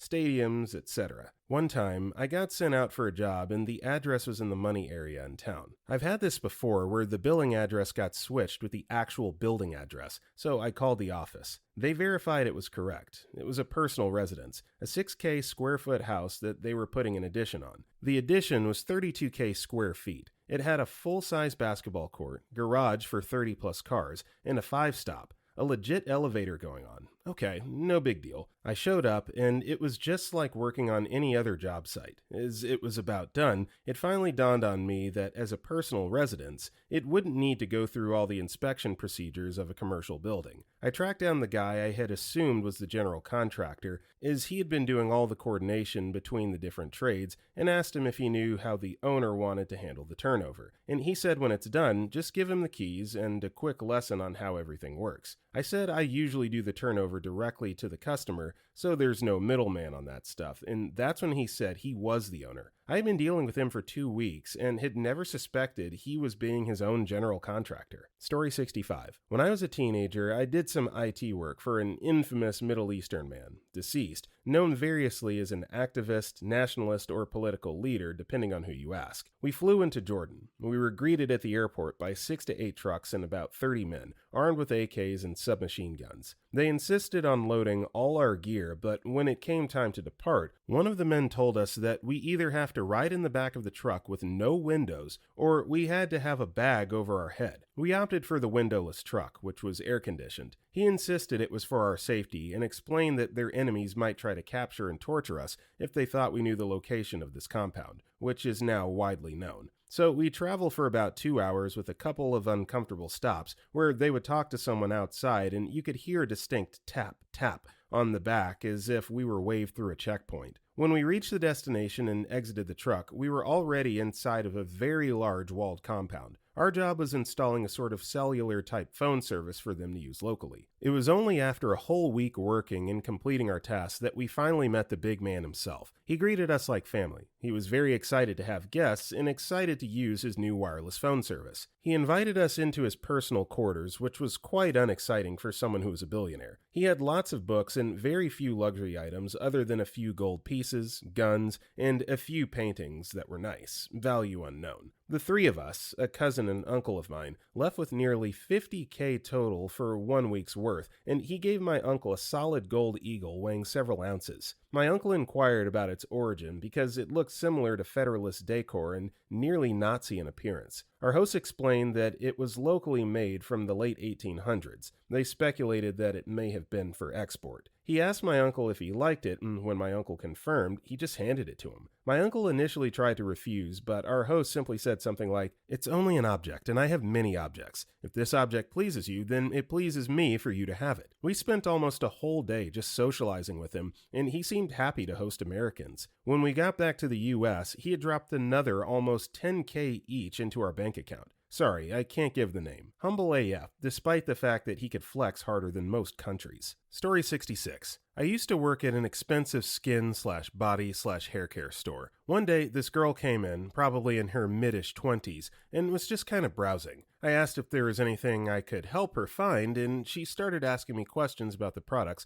directly in front of us, which were the most expensive in the store. 50 milliliter creams go for around $130. And before I could even finish answering, she was like, "Great, I'll take it." She bought just about every item in the line and then went through the rest of the store with me, asking questions and buying just about everything I suggested, which was a wild experience for me as someone who's been in retail forever. When we finally reached the counter, it totaled a little over $1,000. I had to ask her name to look up her profile in the system, and she tells me her last name Bacardi. After she left, I had to look it up for myself. She was in fact the descendant of the founder of the Bacardi Company, which in addition to Bacardi rum, also makes Grey Goose, Patron, and Dewars. The Bacardi family net worth is about $19 billion. She was honestly really nice and seemed pretty down to earth, especially for a literal heiress. Most of what she got was gifts for other people. Story 67. I'm going through this right now. I'm poor but have a horse. Horses are expensive, but I make it work. Get this, 2020, I'm boarding my horse at a fancy barn during a pandemic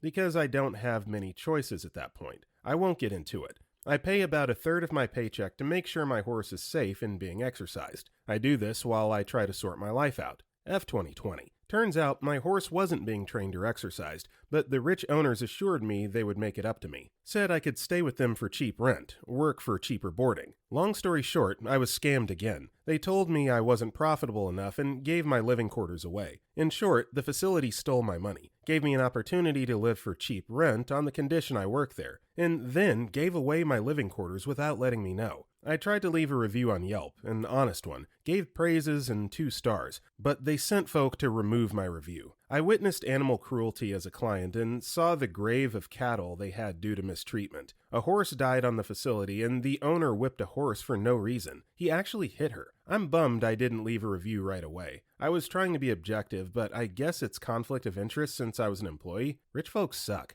So I didn't even know that it was possible nor legal. I still don't think it's legal for you to pay someone off to remove a review off of Yelp or online for a service. That seems like a clear violation. Story 68. Good friends with the owner of a company that supplies live-like tool equipment to power companies for repairs of the electrical grid. This industry is about getting crap there quick, and when you say. That means if they're on top of a mountain, you charter a helicopter and have that crap fast roped down to them. This owner was the best at this, and he's personable. First time I met him, we went outside of Chicago to dinner with my dad, and Dad told me this guy was rich. Well, I grew up on a res, and rich has always been a non-quantifiable term. At the time, rich to me was not having to check your bank account before you went grocery shopping. I was getting into the industry to do inspections on the equipment for these companies. So anyways, we meet at some casino, and I always played slots, never craps. This guy was teaching me how it worked. It's important to note that he wasn't using chips either. They were ceramic rectangles and not round.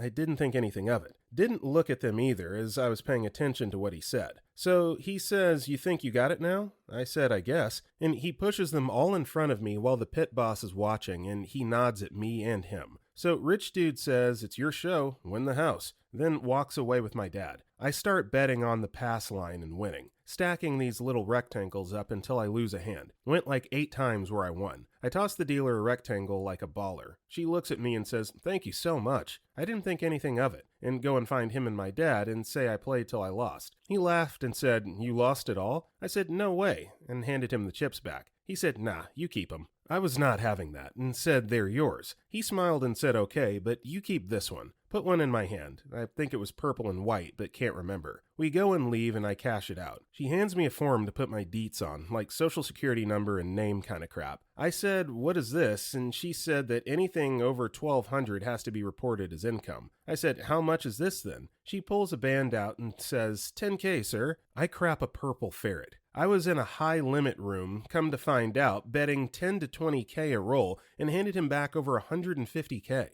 I got the money and went back to the door where he was, and was all hush-hush whisper saying, "You gave me enough to buy a goddamn car." He laughed and said, "So? You earned it, kiddo." I never took his money again, but watched him go to the same casino later and drop 500K on a single hand of blackjack. To lose it, and he didn't bat an eye. He had a son that was his world, but grew up in the life and got hooked on heroin to OD in Gary, Indiana one day. I met him once and he wasn't a dick, but that life of excess just F's people, I guess. He and I talk still. Matter of fact, I bought him dinner recently to pay him back, as when I was on the road during my early days, I was penny to penny, and he got my lunch as it was that or gas in my tank to keep warm when I slept in it. Sacrifice to make a LLC, people. He gladly took me up on my offer and said that he was proud to see me making it from where I was 2 years ago. I used the money he gave me to start my LLC and fund the account to open under its name. It is all still there as well, in case he needs it back. I showed him too, because I never did feel right about getting it, and said I can have it back. He recently stepped down from that company to make it employee-owned as well. Now he just drives around the USA, seeing where he ends up. His wife left him, kid is dead of an OD, and really doesn't have friends that won't use him for his wealth, except my dad and I. He's a lonely dude that got money, but lost damn near everything else. Story 69. Worked as a waiter in an extremely high-class restaurant in Los Angeles. Hollywood bigwigs came often. I've served Brad Pitt, Will Smith, and Martin Scorsese.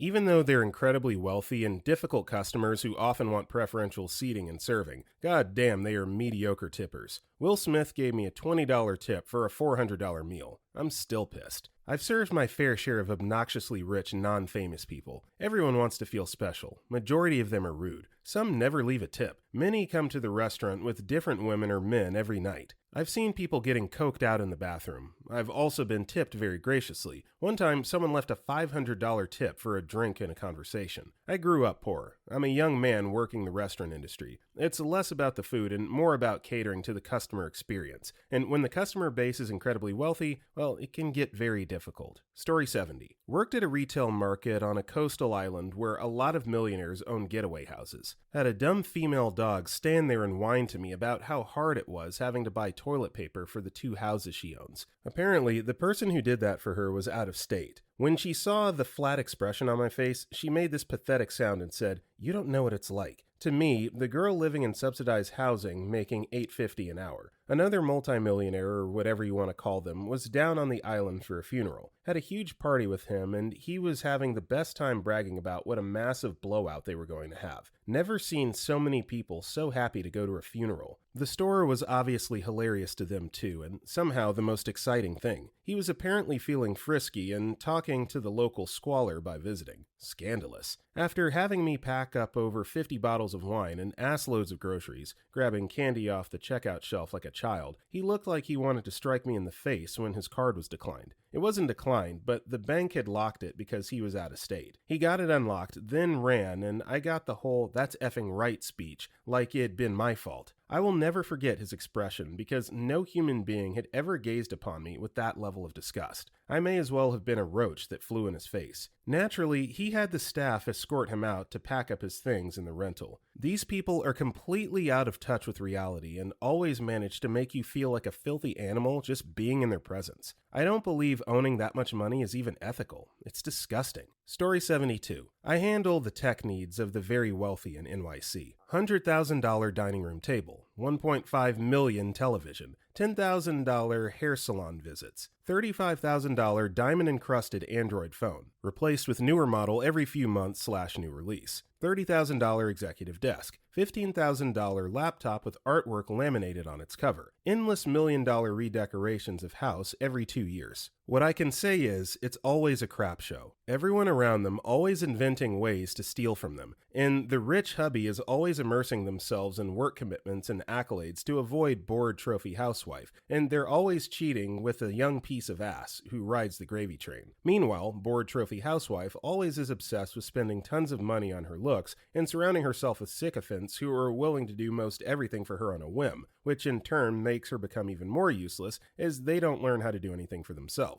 And 9 times out of 10, there's always a gay male bestie guru lingering around the wife, who always quietly takes control of their lives, collecting gossip about their relationship, subtly influencing their life choices, and the exorbitant spending, which he has a nice little kickback scheme in place with every dollar wastefully spent. And hubby keeps paying the bill, and he considers the gay bestie non-threatening, keeps the wife at bay and happy while he plays. One gay bestie of housewife we know is playing 2 ends of the game. He plays a sympathetic ear to the neglected housewife, then sets up escorts he's friends with the hubby, unbeknownst to both the hubby and housewife. He gets kickbacks on the scam and keeps the housewife constantly sullen with wine and meds, which makes her feel hopelessly even more dependent on him. One thing's for sure, if I ever make it big, I would still live humble and never let anyone know how wealthy I am. Story 73. Worked at a camp on Catalina. We had this guy who would come into the family camp at the end of the summer with his tricked out sailboat. He always came alone, I presume because he was divorced and his kids were adults. He had a custom polo with the name of his boat on it and he couldn't operate it. He called it a Cowstow tribute boat, which basically meant he'd named it the Halcyon. He literally one time bragged about overpaying for it. He'd force us to run an auction for sail cruises during the week to support the Ocean Future Society. No one wanted to sail with him. OFS didn't really want or need a few $100 he'd raise, and he really struggled to dock or tie up his boat. One time, he comes into dock and forgets to drop his mainsail in about a 7-knot wind. So I and every other camp counselor around are desperately trying to secure him to the cleats as his boat is trying to run up on shore. The poor family he'd manipulated into going out with him looked terrified. He couldn't pick up mooring buoys either, so every time he wanted to come in, we would send out our staff on a whaler to help him. One time I'm on his boat, hauling in a hawser as fast as I can, and I slice my hand on some barnacles. He declares, "You're bleeding." I ignore this and quickly move to the aft of the boat to secure it, and he abandons the helm, whips a rag out, and starts dabbing up my blood from the deck. I've never in my life felt less valued as a person. I'm literally bleeding to help you tie up your stupid boat, and you're pausing the process in wind and in front of guests to make sure your deck isn't messy. I saw a lot of drunken, snobby yachties in Catalina, but no one came close to that guy.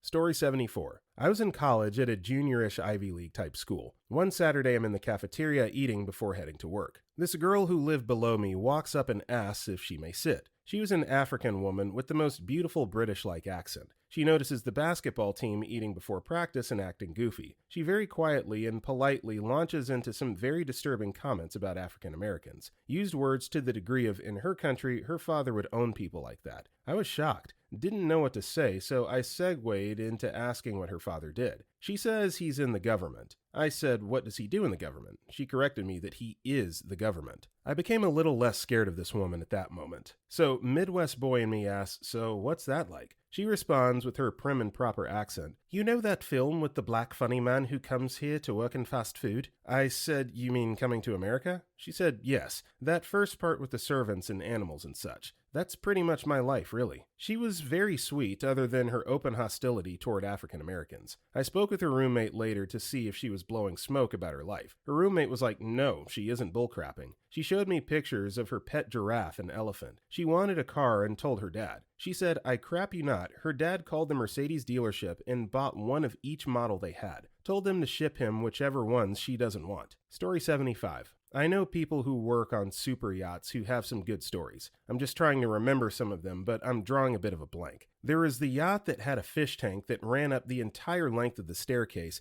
and was packed full of fish. The problem was that there was also a shark in there, so every week it'd eat all the fish. Every week they'd get another $50,000 worth of fish to put in. My friend Danny cooked for a Mexican billionaire on his yacht. The billionaire liked one specific brand of tin chili, so he was paying top dollar for his own private chef to essentially open tins of chili for him. Danny spent the summer doing a lot of coke and banging the billionaire's daughter. Another friend of mine who isn't a very good chef, but is a massive blagger, managed to get a job cooking for Claudia Scheffler and Matthew Vaughn in London. He said he quit after a week because he didn't like Vaughn, but we're all pretty certain he got sacked. We've cooked for the rich, but not the super rich. Big-time lawyers, a Canadian government minister, people high up in the US Army, and I don't really have any interesting stories of my own. My most successful chef friend has a regular job down in Monaco working for someone who really is the ultra-rich. He's American, and I think his money comes from power stations or something like that. My friend is always sending us videos of him taking the guy's cars for a drive. He has one of the largest supercar collections in the world. He said there's a drawer in the kitchen full of keys. Literally, just full of car keys. He said the only one he's not allowed to take out is the McLaren F1. He's cooked for some super famous people as well. Again, I'm drawing a blank, and the only one I can remember is Phil Collins, but I don't think there were any good stories. He's just headed back to Monaco, otherwise I'd go for a drink with him later and try to get you all some good stories. He was meant to cook for Queens of the Stone Age at a castle they were staying at, but I don't think that ever happened.